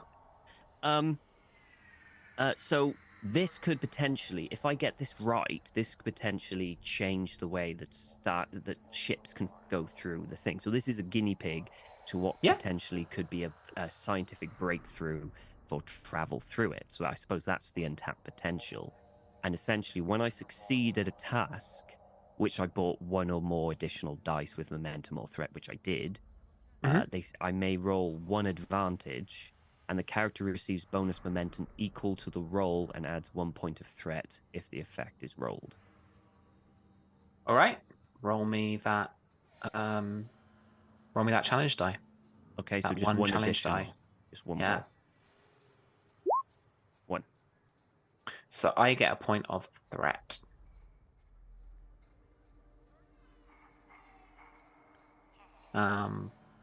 Do I get momentum as well? I don't. Oh, Because it yes. says the character receive a bonus equal to the roll. So bonus momentum can't be saved. So you need to Oh. spend it on this result. I'll do that then. Yeah. So do you want to just do one more work? Yeah. In addition I'll to do what you've one done. more work. Yeah. How much momentum do you want to spend to do additional work? You've got 6 so far. Each momentum Right. you spend, you add 1. Okay, and how many do I need to complete the task? So you need the work track is the work track's 10. 10. So 6. yeah, so if you spent 3 of those momentum, Yeah. plus your little bonus 1, Mm-hmm. and with the 6 that you rolled there in terms of work, you could score 2 breakthroughs, and the hull would almost be repaired. Basically, the next time you worked on it, you could complete the work on the hull. Okay, let's do it. All right. Yep. So you guys have got 1 momentum there spare from that, and you leave the little robot drones off to patch the hull, and the hull will basically be patched by the time you get back. You just need to refine some of the structural integrity field work, and then you've got a freighter that could at least support people on it. It couldn't tell you what's outside, but it could support people inside. It's a start. When you've finally been working on that, tapping through some of the instructions and kind of laying out what the repair itinerary is for those little kind of droids. And as finally emerging from the lower decks, from sick bay, or Klingon field hospital, I guess, both B'Rel and Oshron heading into the hangar bay itself there. You all 4 of you, as a spend 3 threat, hear an explosion come from one of the Kutok Klingon fighters, as another of these malfunctions goes off, and you can see the Klingon engineering crews. There's a couple of Starfleet officers there too, as they're kind of mixed teams in with the operation of the station. There's people with plasma burns on the ground. Force fields going up, and you can hear a dull red alert too, just in the distance, off from that section of the hangar bay. I love the way this image is. Like B'Rel and I are walking, and you hear that classic cargo way. Eka, check out my cool. It's exactly it. Yeah. Harvey, you're probably the closest and the one who's kind of like most alert to this, as you are like on duty as one of the flight bosses. So basically, you are in charge of the maintenance of your runabout, the Zambezi. So you know, and you will know, the flight boss who's in charge of this Kutok fighter. They're over there, and their crew is like in, metaphorically in bits, like around them. They're like on the floor, like I said, plasma burns and stuff, as just like it looks like kind of one of the nacelles has malfunctioned, and there's been a small explosion, but it's like rocked the hangar bay floor. The hangar bay deck. Harvey's essentially just gone straight into like maintenance mode, like emergency action mode. So he starts sprinting over, and as he's sprinting over, he's tapped on the comm badge, requesting medical assistance in hangar bay. I don't know which one this is, 15, whatever, hangar bay 15 or something. And he runs immediately over to the other flight boss over there. And he goes down and checks to see if they're okay, if they're conscious or anything like that. And to see if anyone was on the ship, like on the other side of the force field, because I imagine it's an explosion, force fields come down, and it's almost like a containment field around. Yeah, there's been a containment field come around. Yeah, absolutely. Okay. You take a look. The other flight boss is in pretty bad shape, but he is still conscious, just about. It's quite dazed. And this, Klingon flight boss, he looks up to you. Harvey. Oh. And he's kind of like trying to just, keep conscious, keep eye contact with you. What would you like to do? I'd love you to roll a little medical check to help him out here. Oh my god, yeah, that's gonna go well. I'll do it. I'll roll a little medical check, but it's not gonna go well. Like a bit of first aid, just like keep him going. Yeah. If I can, I can assist. Because I imagine the explosion happens. B'Rel hands the part to Oshron and she's taken off. He looks at B'Rel's there. Grabs a little first aid kit. Yeah, she's still in like the Starfleet vest as well. You know what I mean? She's still got a little jumpsuit tied on her waist. I love that image of blood. And Dorian blood all over her one side. Yeah. I love that image. And you're like rushing there. There's probably like you open a compartment, you're like pulling out like first aid, like Starfleet first aid briefcases, and you're like rushing over there. Yeah. Absolutely. All right. So Harvey, this is gonna be medicine. Yes. I'll let you decide the attribute as you'd like to approach it. And also, Susie, this is going to be medicine as well. And again, if you want to use like daring, you can. If you want to try and use control, you can. Something like that. What would you guys like to use? I would like to use control because I feel at this moment Harvey is in essentially what he's been taught in Starfleet should something like this happen. He's just basically going through training at this moment. So I think control and medicine. For myself, I don't have any focuses that would really help with medical whatsoever, alas. So it really is just a roll. I'm gonna use daring because you gotta be quick. Rolling 2, so 2d20. Yeah, and Susie rolling 1 to assist. All right, it's not gonna go well. Oh my god! With 3 successes before the medical team arrives from the sick bay level, you manage to keep the flight boss conscious, stabilize them. You've done a great first aid job, and then the nurses, the doctors, the Klingon surgeons start to take over as more of the team arrive. My medicine's 1. Meant to be, Harvey. Well done. That's why we're the best crew in Starfleet. Yeah. Even with Klingon stab wounds. So as he's kind of putting pressure on wounds and stuff, and doing basic first aid, he's gonna ask, was there anyone inside? Was there anyone on the other side? And the flight boss shakes his head. Okay. But that was the one on a standby. Okay. So that just means that's now out of commission. It's going to be a little while until they warm this one up for it to be available and ready to go at kind of a moment's notice. B'Rel's gonna just barge in a little bit after she's sure that Harvey's stabilized this guy, and she's gonna say, did you see and she's gonna describe the Klingon she saw, every detail she can remember, down to his short hair, and did you see anyone that looked out of place? And he looks around and he's like kind of like trying to do a bit of a dazed head count as he's looking around his crew, but he just shakes his head. Okay. No, no one is here that should not be. I mean, Eka's here, but Speaking of, I'm gonna go up to the scene of the accident, and I'd like to. None of Eka's hosts were engineering, but Eka's actually a halfway decent engineer. Enora's actually a halfway decent engineer. In fact, about reverse engineering is one of my focuses, and I'd like to sort of try and sweet. backtrack exactly where this sabotage came from. Can I try and assist her?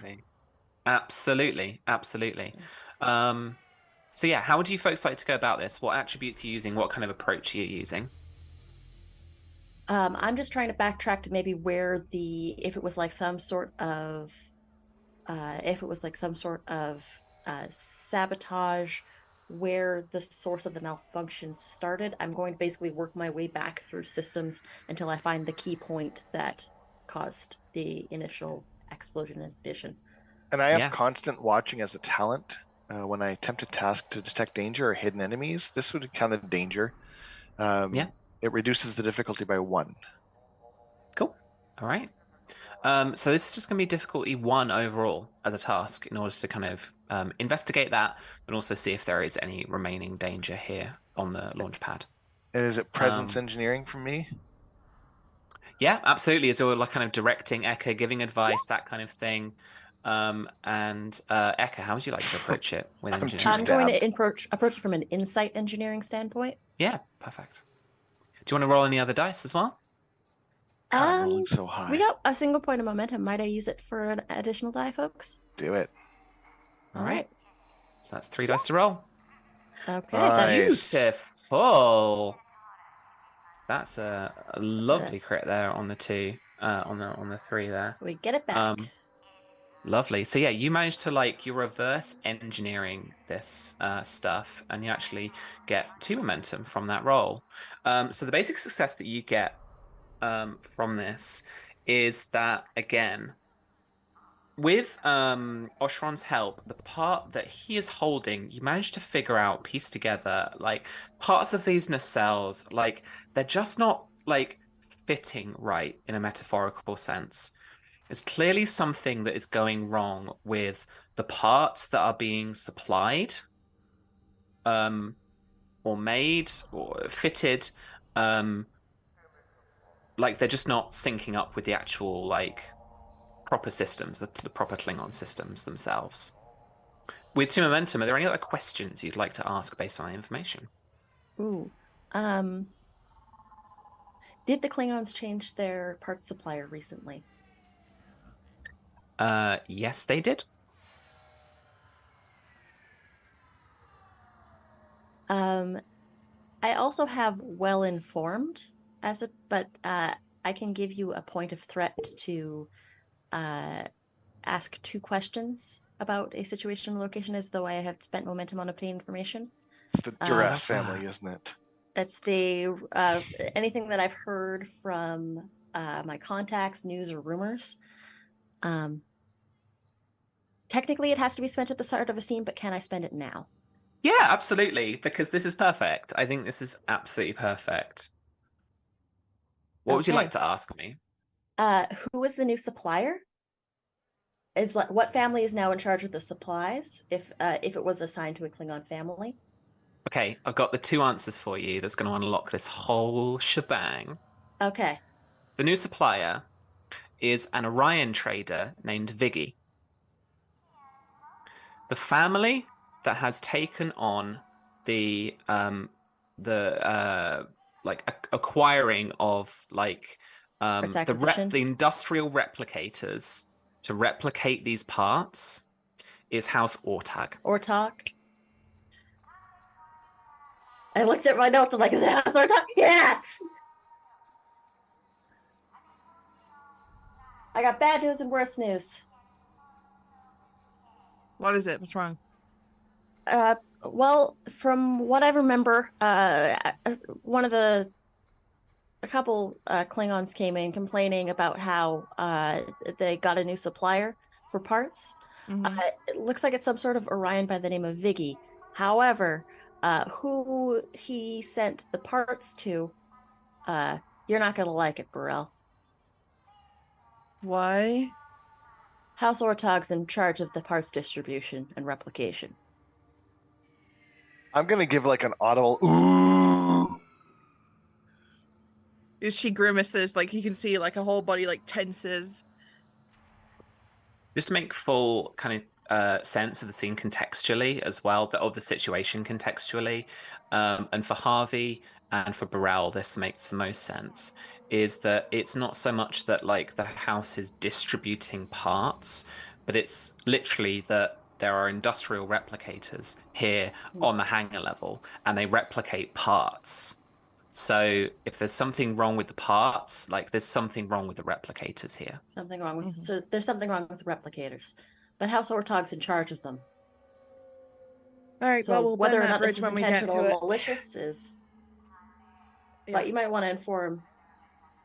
Yeah, so the Uh, second that she finds out that it's the replicators, B'Rel hits the badge and she's like, shut the replicators down now. And you get Lieutenant Olok back, the chief engineer on the one of the Klingon officers, the one that was giving you the briefing at the top, and he's just flummoxed, like, "Oh, ooh, what?" She goes, did I stutter? Shut the replicators down now. All right, chief. All right, and you hear him like start to bark orders, and then he pips out of the communicator. And B'Rel's like a face of thunder. She looks very perturbed and a little bit angry. There's an engineering ensign next to you, B'Rel, who's kind of like trying to help out move casualties, and he's kind of listening to the conversation. And she just says, Chief, it could be 1,001 things with these replicators. We're going to have to pull them apart completely. Mm-hmm. Well, we're gonna have to take that time because otherwise more ships are gonna have catastrophic failures. And who I tells kind of how, hand the thing over to that ensign. This might help. Thanks. And she's like this burnt out component. And she's just kind of looking at it like, okay. Harvey? I look back at Harvey like Yes, Chief. Whatever you're on right now, I want you off it. I want you looking at those replicators. We need to find the core issue. And if it's the same issue across the replicators, then we can get it fixed. Right, Chief. There is a slight issue as well. We don't know when these replicators were, if anything was wrong with them. So we repair most of the fleet with these replicator things, so there could be multiple ships in action now, so you might have to ground the entire fleet. Well, that one's a little beyond my scope. I gotta talk to the general. Okay, well, I'll get a coffee and get started. Okay. And he gets off with the ensign and start. It's like, what's that in your hand? As he walks off. Oh, wait, no, what was it? I think it's a tachyon harmonic resonator. I'm not amazingly familiar with Klingon I tech. don't know what Oshron was doing with that. I don't know. Why didn't he have his shirt off? just yelling from didn't the have back. his It's a shirt. glow. Oh God, yeah, he didn't have his shirt on. What? Oh, Harvey just noticing. I don't know. All right. So before you have to dart off, Tim, I want just a quick rundown from everybody, like what the next plan of attack is with each little bit of the mystery. It sounds like somebody's going to need to convince the general, who loves me right now, that we need to. Oh no, it's the captain that time. This is my fan. That we need to ground the fleet. So I think in order to kind of like accommodate Tim actually needing to go back to work, that's what Oshron's going to go do. So that's where Okay. he'll be, which is why he'll be off scene for the next little bit. Sure thing. Harvey, we know, is going to be pulling out isolinear chips into a big old stack, and probably just swapping them around a bit for hours and hours and hours. Eka, what about you? Eka's gonna go have a chat with Viggy and probably bring to Nice. Doc. Nice. Yeah, we'll bring him back in. And B'Rel. B'Rel could she could go assist Eka and be a little, she's got to dock. Eka has to dock though. They have to dock. I'd be as happy. The muscle. I'd be happy with the buff Klingon lady as well. I Do you know mean, what? I don't think Eka and B'Rel have many scenes together. I'm No. always with Harvey, so let's I'm go. here with this. Yeah, I'll go assist Eka finding out what's going on with this Orion nonsense. Eka, can I walk you out of the hangar bay and be like, hey, does Tadok like scars? And that's like that's the sentence before it goes black. That's beautiful. At which point, Tim, thank you very much. I know you got a dart off. I do. Where Sorry, can we gang. find you? What are you up to? At the GM Tim, as always, come play in my castle. November 10th to the 14th. There's still seats in my game there. Yeah, I mean, I'll be in England at the end of October, so maybe we should like do a live game, some live games. Yeah, I think that could be made happen. At the GM Tim on Instagram or my website, thegmtim.ca. Live long, everyone. I love you. Talk to you soon. Thank you so much. See you next week. It'll go quippy for a second. Oh, no. Okay, great. You're sticking around. There's the ambassador's little screen. We need little, the little Federation, like, boop, at the end of transmissions. Like, we need a little April. I'm going to make one of them that you can maybe just turn on, like, underneath the overlay, but over the people's screen. Yeah, I got you. Right. Yeah, back to it. Okay, so, let's roll this engineering check. Okay. Bogey. So you've got that talent about being a flight boss, which means like you've got a crew around you, right? I do. And that's going to decrease the difficulty by 1. I always have advantage on cargo and flight crew, which represents the station's complement of pilots, cargo specialists, and technicians. Yeah, that's right. Awesome. Okay. So,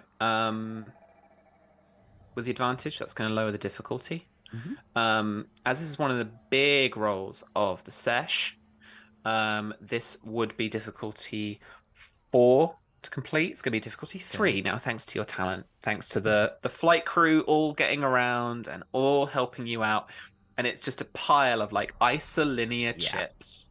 And every single one is having to be like, there's those little glow pens, and they're just like, like people are looking at circuits and like individual lines of like physical like and the coding. worst thing is there's no way you can speed it up. It has to be done kind of like it's monotonous. Could I also use maintenance specialist talent?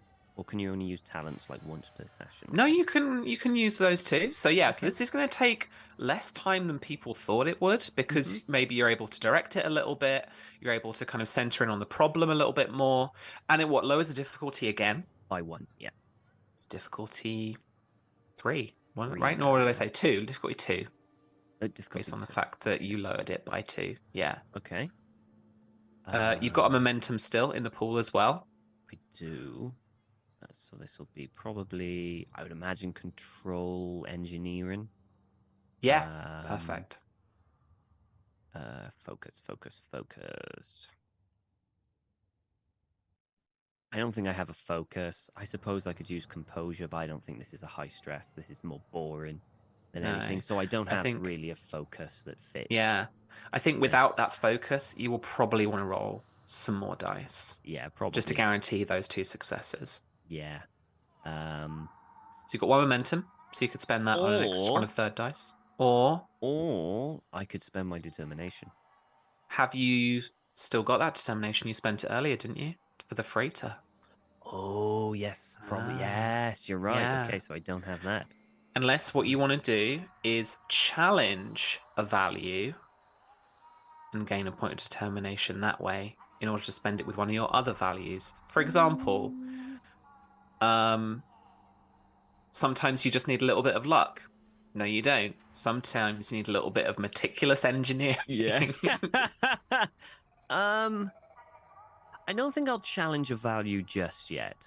I Okay. don't think I'll challenge it just yet. I think what I'll probably do is throw some dice your way.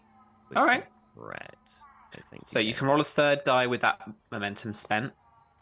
Okay. But if you want to roll a fourth die, that's another 2 threat to me. Go on then, why not? Let's just give you threat. Let's just throw threat at Tom's you. gearing Why you not? you guys up for a fight in a second, right? Like, No, it's okay. fine.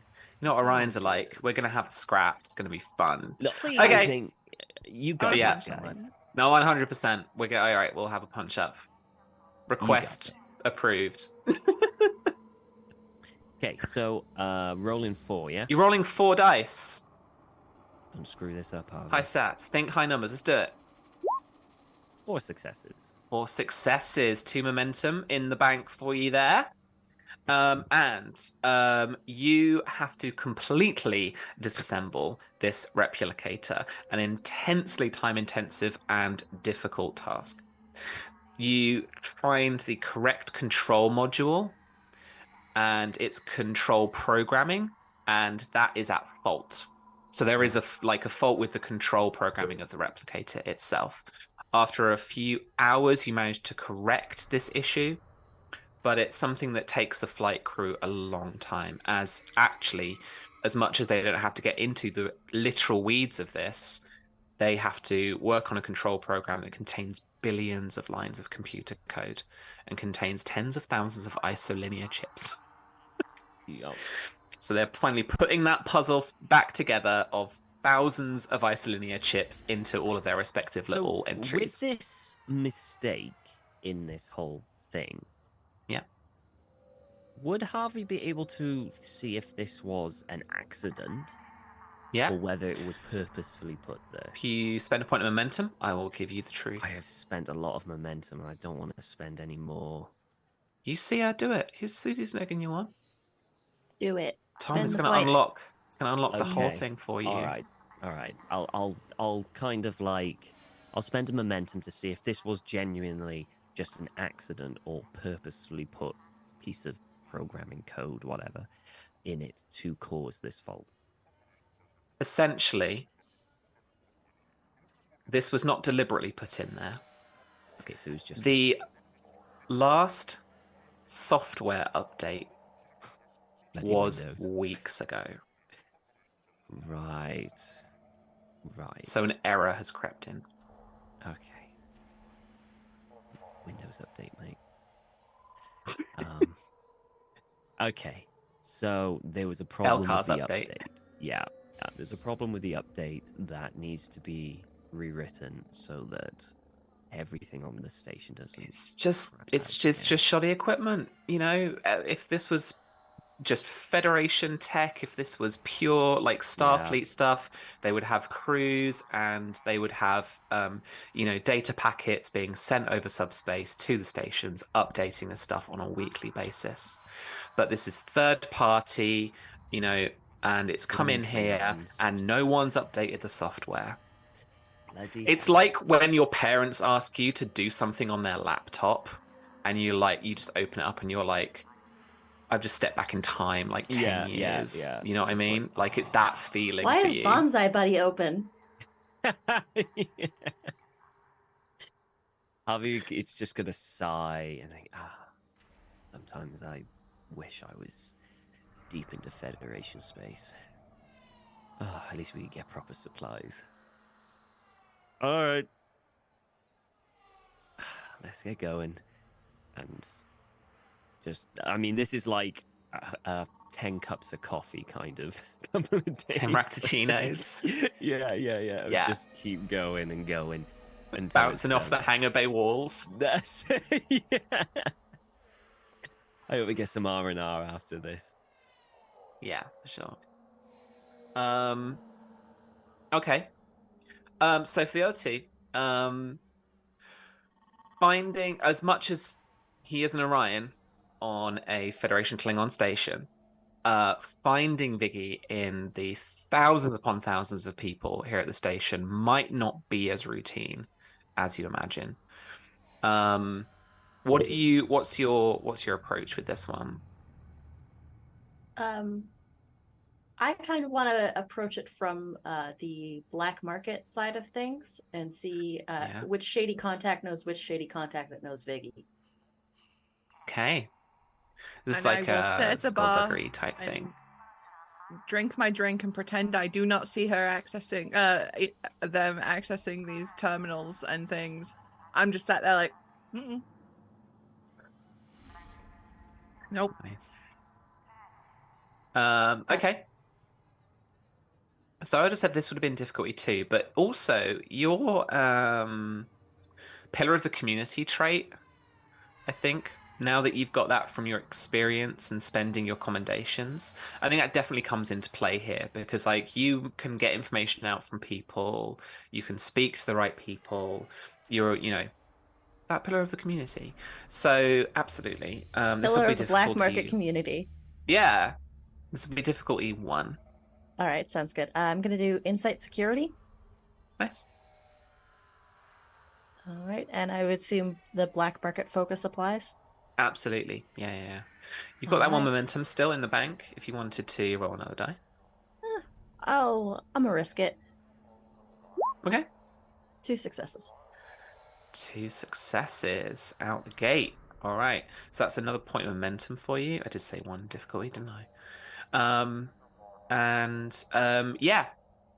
Viggy was down in the lower levels, engaging in targ bets and like fighting in some of the fighting pits and stuff. Is now on the Galleria trying to find a nice little subtle way off the station. Looks like our friend's trying to skip town. Oh. Well, maybe if they knew somebody who knew all the comings and goings of the ships, we might be able to help them. Maybe You want to go give them a a hand? certain pillar of the community might be able to assist them with this. Well, as one of your duties as a merchant on the station is to be welcoming to new visitors, Eka. Absolutely. It's client outreach is what it is. And as one of the senior officers of the station, I feel it's my duty to offer that welcoming hand. Of course. Do you want me to approach first before, or do we want to do a good cop, troll cop? I'm not feeling in a very good cop mood today. And then she sort of troll gestures. Cop, Klingon cop. I like it. She gestures to like Oshron's blood that's still like spattered all over her. I don't think good cop would work today. All right. Don't trust cops anyways. Let's go. All right, Exactly. you folks Right. head out onto the Galleria, and after a few choice words with a few choice contacts, you round the corner around a little Ractatino shop on one of the kind of Klingon mezzanine levels of the Galleria. Let me change this over because I realize we're still in the hangar bay on here. You round the corner to see this Orion like buccaneer type guy, in a little bit more clothing than he was wearing down in the lower levels, but like not very much, like not by much. And he's like looming over this fairly short, pale-skinned, old Rigelian freighter captain Oh. who is just trying to explain to this Orion buccaneer, look, I don't have a freighter anymore. I don't know what you want from me.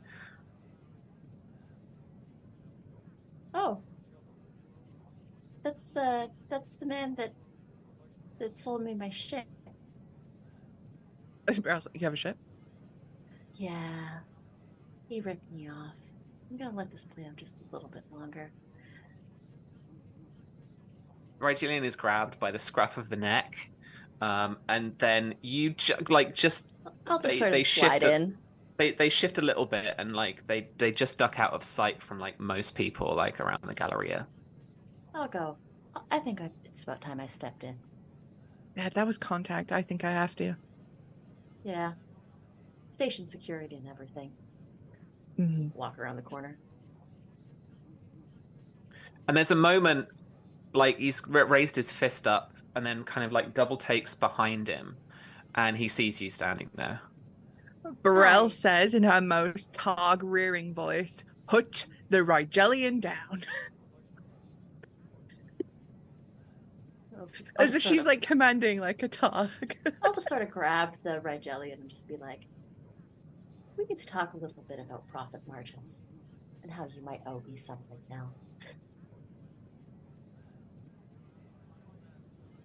Who the hell are you?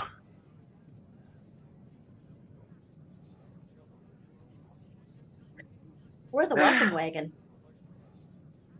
Yeah, Hi, cracked Ziggy. knuckles. Oh, and he like pushes the Rigelian to the side. Make eyes at Looks the between the jelly, two owe of you. me. It's like, okay, and just like squares up, ready for you guys to fight. If you are just fighting, then screw I'll it just- and I'll take the just- initiative. I mean, I'm willing to talk if B'Rel's willing to talk, but I think B'Rel might be fixing to punch something. This is the Klingon cop Trill cop routine, right? The Klingon cop Okay. do the punch, the Trill do the talk. It's- Listen, I'm not. We're not here necessarily to fight you. I'm mostly just interested in the replicators that you had acquired for our Klingon friends on the station. See, I'm a business person by trade. And you know, he gives you the kind of like, I don't deal with you, and a bit of back and forth there. But I want to roll for it. I want to roll for the like conflict of it. Sure. So, I think Eka, I think you're leading this. With like, you know, like a presence, probably security, maybe. This is kind of like, this is a tough guy kind of thing. Mhm. But B'Rel coming in with the like punctuating punch now and again. Yeah. So this is probably gonna be like fitness or maybe daring, plus security. Mhm. Could I could I use a focus on this assist with intimidation? 100%. That Would definitely my focus and applies. persuasion apply? Yeah. It's a good cop, bad cop. In focuses. All right. I'm gonna apply my focus in bravado. I legitimately have that. Oh, Yeah. Thanks whoever wrote these NPC stats for the Orion Buccaneer. And I'm gonna spend 3 of my threat to roll 4 dice. A threat for an additional die. There's a momentum in the pool for you, so you spend that momentum. Unless you specifically want to give me threat for that. No, I'll spend the momentum. Okay. You might have a talent that help you out that way. I don't know. Did I roll? No. No. Ooh, we're even. Ooh. I'm going to spend a point of threat, and he's going to do a runner. It's chase time. all I've done today is chase people. Woof. I mean, it's not really a task to avoid being intimidated or threatened, but I have Dauntless to add a bonus d20, but I don't think we're being intimidated or threatened. Yeah, really. it wasn't intimidatory. We were the ones doing it was the intimidation and threatening. Yeah, he was being brave. Is that the verbiage of bravado? Brave so ran away so bravely. Strategic, tactical. It's a tactical retreat. Runner, tactical retreat. Let's do that. Yeah. Okay. So classic Galleria chase. There's melons flying. There's old nanas being pushed over. There's like alien ambassadors being bumped into, and then there's like squabbles with like Starfleet officers.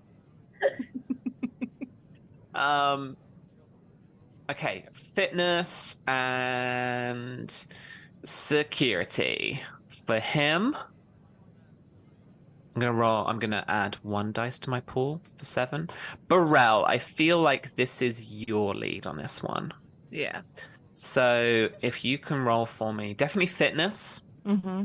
And probably security, but I am willing to take suggestions. No, I'll take security for that.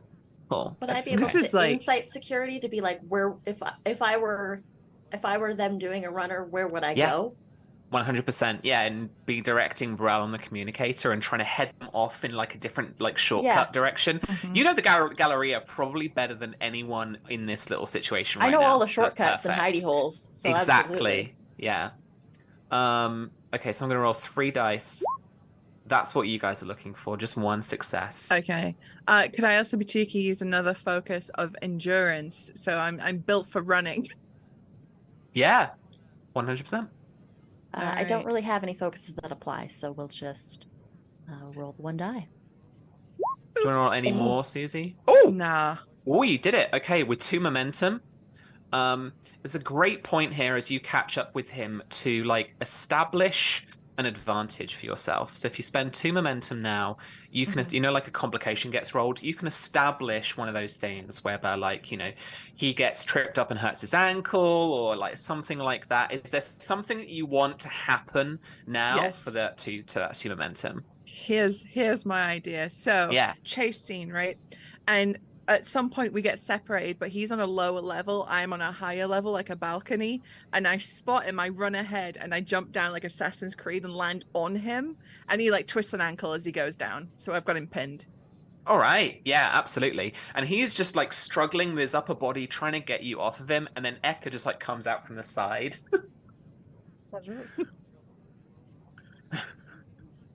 What do you want? Well, you sold faulty equipment to the Klingons. I want to know why. I sold perfectly fine equipment to the Klingons. It's not my fault they didn't keep up payments. Payments? Maintenance, support, updates.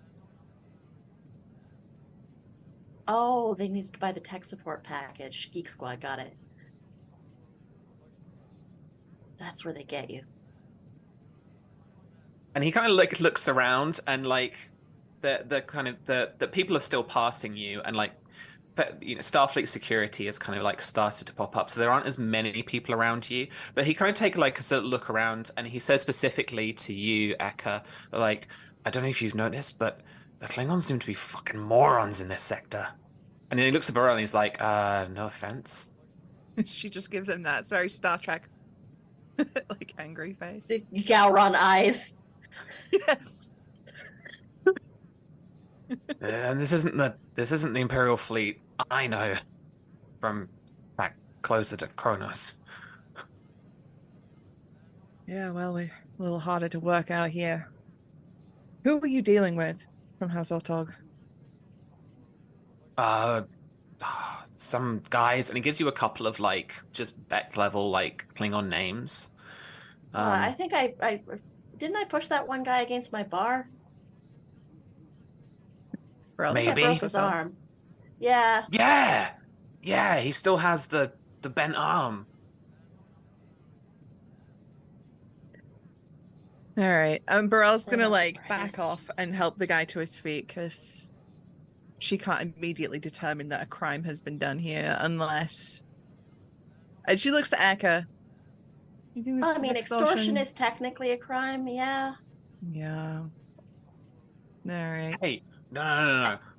I've got the permit. And here's the deal: is if the Klingons found out that you sold them shoddy merchandise under false pretenses, oof, you don't want to deal with Klingon justice.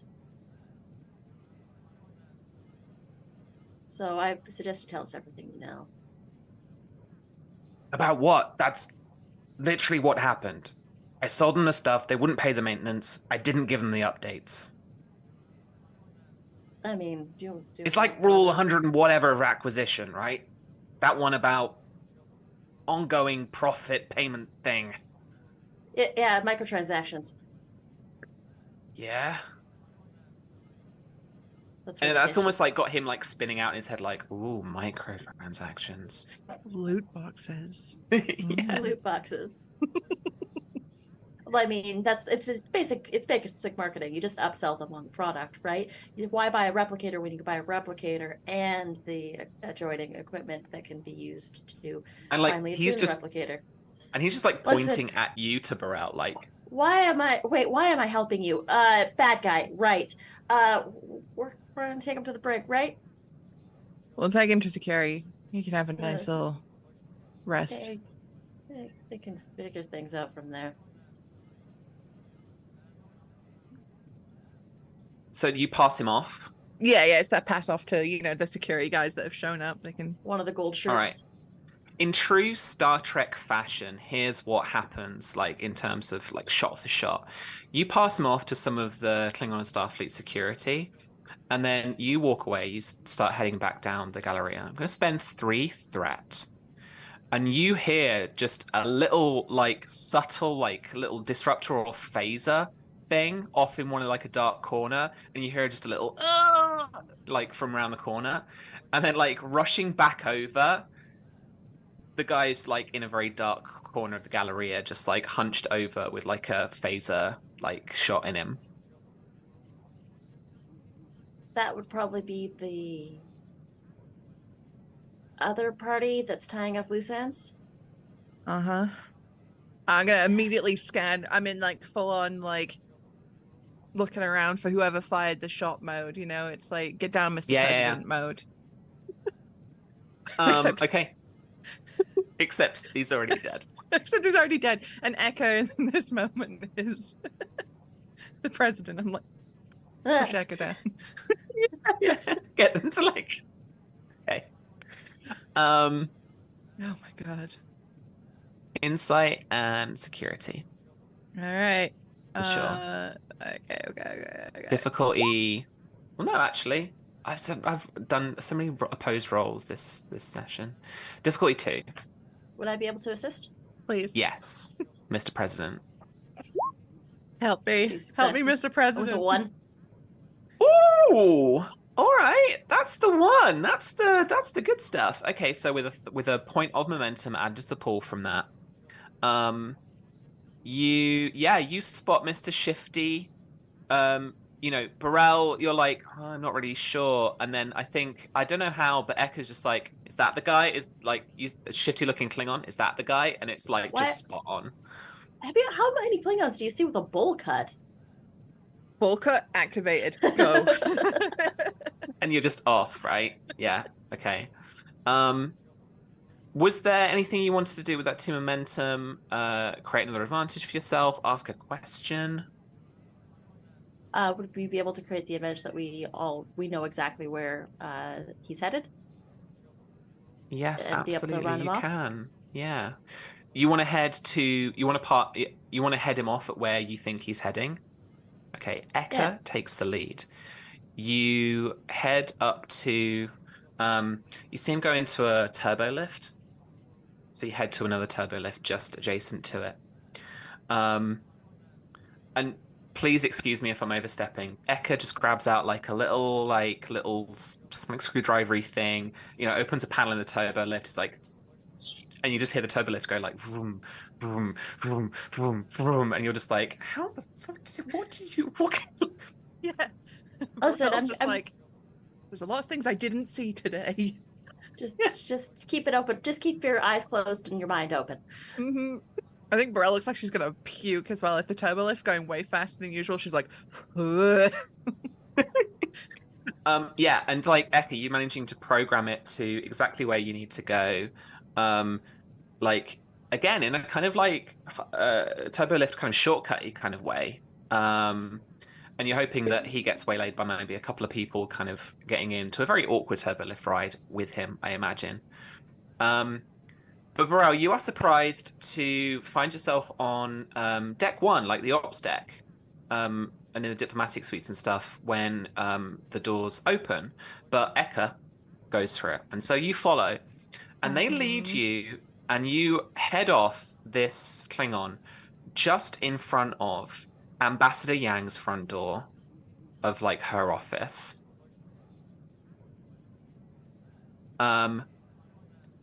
What's your stance here? Is it just we want to chat, or is it phasers drawn like stop right there, what are you doing kind of thing? What's the vibe? This might have to be a phaser drawn thing because we know that he's armed and dangerous, right? Do He it. fired a disruptor and killed. hurt someone on the Galleria. I have to. Yeah, phases drawn. Yeah, and B'Rel wouldn't. I'm doing this. B'Rel wouldn't. She would just be like, "There's a Eka threat." doesn't have a phaser, so I'm letting B'Rel take Oh, the lead on that one. that's even worse. Okay. Eka has people for that. You're people. Mhm. I'm about to be not people if this goes wrong. Yeah, so we would have to. So we have reason to believe he went inside, right? We saw him go inside, Or is he at the door? No, He's you at the are door. stood. You are stood outside of the ambassador's office with your back to the door, and you've headed him off, and he is stood right in front of you, few meters, like a couple of meters down the corridor, as you, if you want, have got your phaser drawn, and you're like, I do. stop right there. Yeah, What are you doing? I'm gonna. B'Rel, like, as a capacity as an officer, she orders him to stop, but she's gonna let Eka do a lot of the questioning.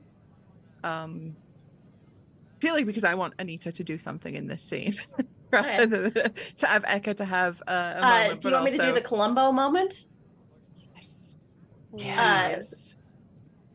Because the way that I'm reading this situation is that he tied up the loose end and then went back to report to his boss. Mm-hmm. If I'm reading this correctly. That's the vibe.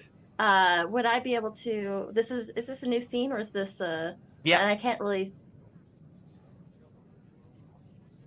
If this is a new scene, then I can do my well-informed for 2 questions.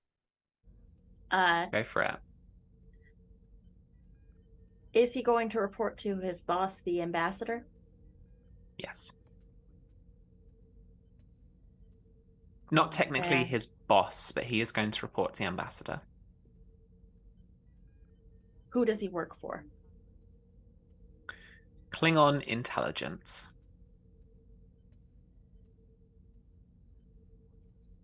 Oh. What? You're not a... This is a Klingon intelligence officer. Going to report to the general. Or the ambassador. To the ambassador. Step aside. About what went down.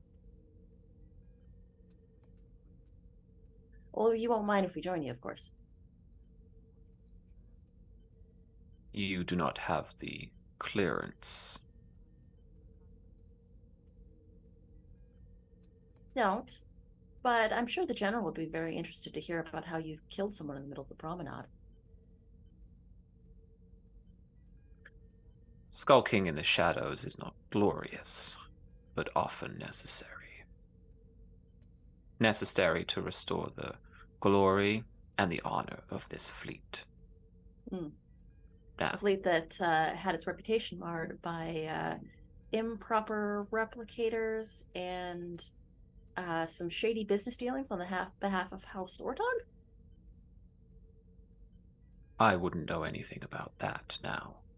As I said, step aside. And behind you, you hear the familiar sound of the doors.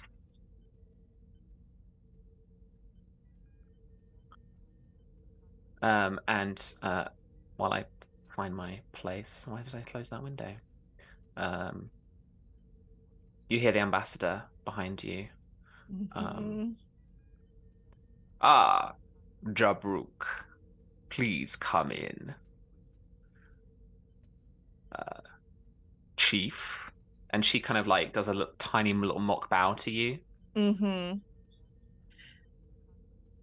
I sort of keep her to my, so I'm keeping my phaser on the guy, but sort of like turn my body-ish to sort of acknowledge her. I don't give her the full like respect of turning to look at her or anything. I just give her the ambassador.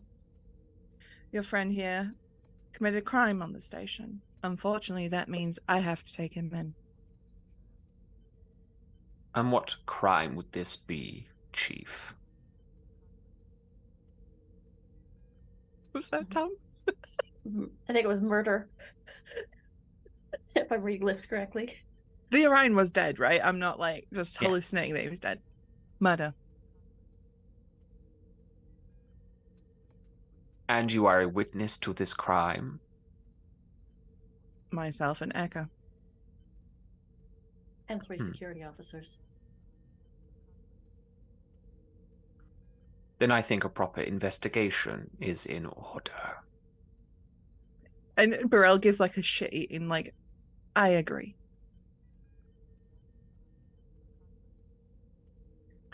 And she walks back to like behind her desk, pops through onto the comms. Lieutenant Arlock, please have security meet us up here in my office. There is an investigation. And to spend her threat, because she gets threat when she's introduced, to spend the threat I have left to wrap up the episode, leaving us on 0-0 in terms of threat and momentum. Oh boy. He is, they go through all the motions. He is put in the brig. There is an investigation. Because you literally didn't witness, and the internal sensors corroborate that, but somehow don't corroborate the actual crime happening. Jabrok is released and subsequently never seen again. But you both know the secret shame that House Ortog brought to the fleet. We'll get And through for the next that, one. I kind of, because of your investigation, ongoing investigation, Inora, about the situation, the situationship. Yeah, sure. That's going on between those two Klingon houses, B'Rel's and Yang's. Why don't you roll for me 2 plus your security in challenge dice against that, like, overall Okay. work. So 6 challenge dice. Ooh. Oh wait, it was supposed to be 6, so I'm gonna roll 2 more. Sorry about that. Sure. No worries. Did I record it on here? Yeah, I did. How many did you score? 5? 5. 1, 2, 3, 4, 5. Yes. Beautiful. Yeah, this is the House of Tren feud. So you've already scored 1 breakthrough from the previous kind of investigation that you did. And that reduced the resistance by 1. Cool, okay. I think I've already recorded that. Or not, I'm just going to do that. Okay, so you continue to do a little bit of digging into House Warthog and to House Tren. And with those 5 bits of work being completed, you complete another breakthrough, 2 of the 3 that you need to get the full picture of what's happening here. Look a bit more into their dealings with the Orions and what they're kind of after doing. You discover that the toxin in the fern in episode 1 was genetically augmented to target B'Rel's DNA. Maybe even all Tren DNA. So if B'Rel was exposed to it, as, like, for example, cutting herself with the knife that contained the toxin on in a little blood handshake, blood pact or something, if she was exposed to it, it would make the investigation that much more difficult because no one else would have been affected in that meeting room. And isolating the poison in that crime scene, more difficult. And that reduces the difficulty of your ongoing investigation by 1 as well. I so think at this vindicated. point, I'm going to be, B'Rel, we need to have a little bit of a talk. And I think I'm going to be loop continued. B'Rel into the whole It's the Tren Ortog arc The that we're Tren going for Ortog here. arc. Yeah, for sure. All right, my lovies, we have a tiny bit of time to just remind you to note down any values you used as your milestones, because if you used a value this session, you obviously one of those milestones allows you to adjust your character. So have a look at the character progression stuff in the handouts if you want to check over that kind of thing. We'll do a bit of reputation and stuff just after our bye-byes and stuff. But yeah, don't think there were any character arcs particularly for this one. A good session all round, chums.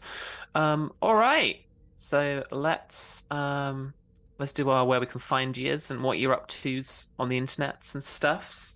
All right, thank you so much, Anita. How about you? Hello. My name's Nita, otherwise known as Panito or Critical Misses. I'm a TTRPG streamer, graphic designer, producer, and cat mom about the space.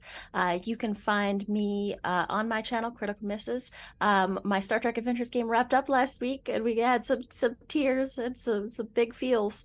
But other than that, you can find me on Saturdays for our TTRPG talk show, Morning Ritual. And our guest this week is Susanna Grace. What? Huh?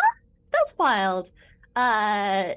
Got a good show planned for you, and yeah, that's it. That's all that's me. We've got casting opportunities available right now. If you want to play in a game on the channel, sign up in using the link that's pinned in our tweet, in the Critical Misses Twitter. But yeah, that's it. That's me for now. Gorgeous. Thank you so much, Tom. Hi. Where are you? What are you doing? Where am I? I am Hotflakes Tom on Twitter and on the Discords. Every time, Susie, every time. Because we know. Yeah, because you know.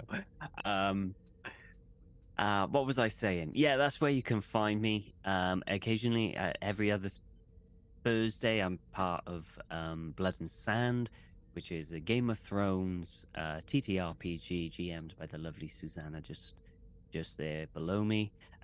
Set in the time of Nymeria, when she came over. I think it's a long time before Game of Thrones. Set really good, a lot of fun, a lot of emotions and stuff, a lot of intrigue. If you love Game of Thrones, you're definitely gonna want to check it out, and that's on Follow Black Cats. I might be on Susie's stream this week, maybe tomorrow, just to finish up Dead Island 2, I believe, with some flying kits. If you can make it, yeah. If I can make it, depends on how tired I am. So we've got that. So I'm occasionally on Susie's stream as well, and of course, I'll be back here next week, next Tuesday, for some more fantastic, lovely Star Trek adventures. Thank you so much. And Susie, where are you? What are you up to? Hello.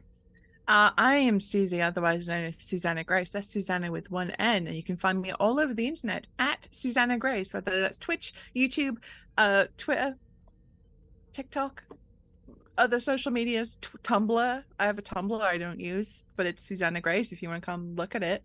Cool.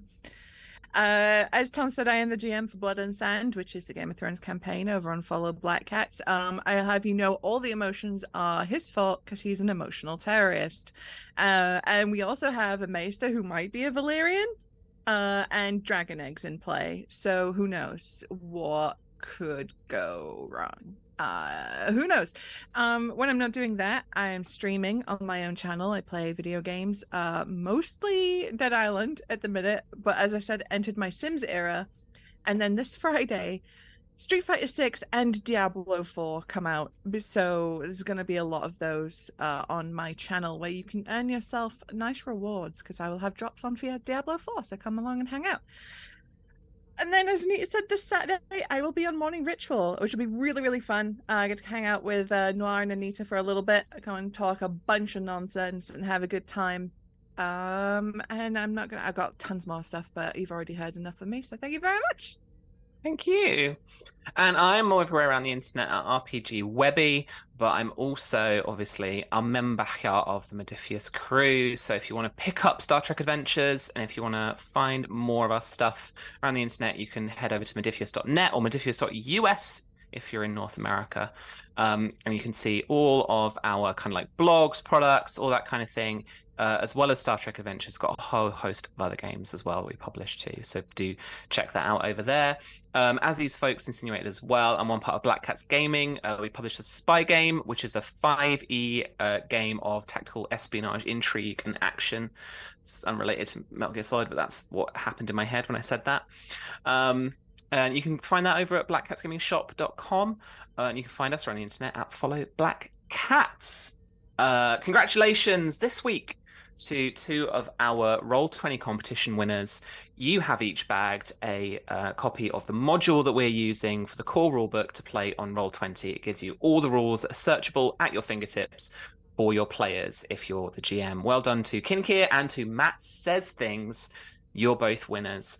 Head over, speak to April in the DMs. She'll get you the codes that you need in order to redeem those modules. Well done to you. We are back here next week on the Tuesday, same time, playing more Star Trek Adventures. But on Mondays, April is running Fallout, the new Winter of Atom campaign. It's previewing in PDF right now. If you preview the physical rulebook for that module, Winter of Atom, you will get the PDF right away. So do check that out. Otherwise, that's it from us, I think. All good, yeah. So head back here next Monday for Fallout and head back the next day to us to see more Star Trek Adventures. Until then, live long and prosper. See you later.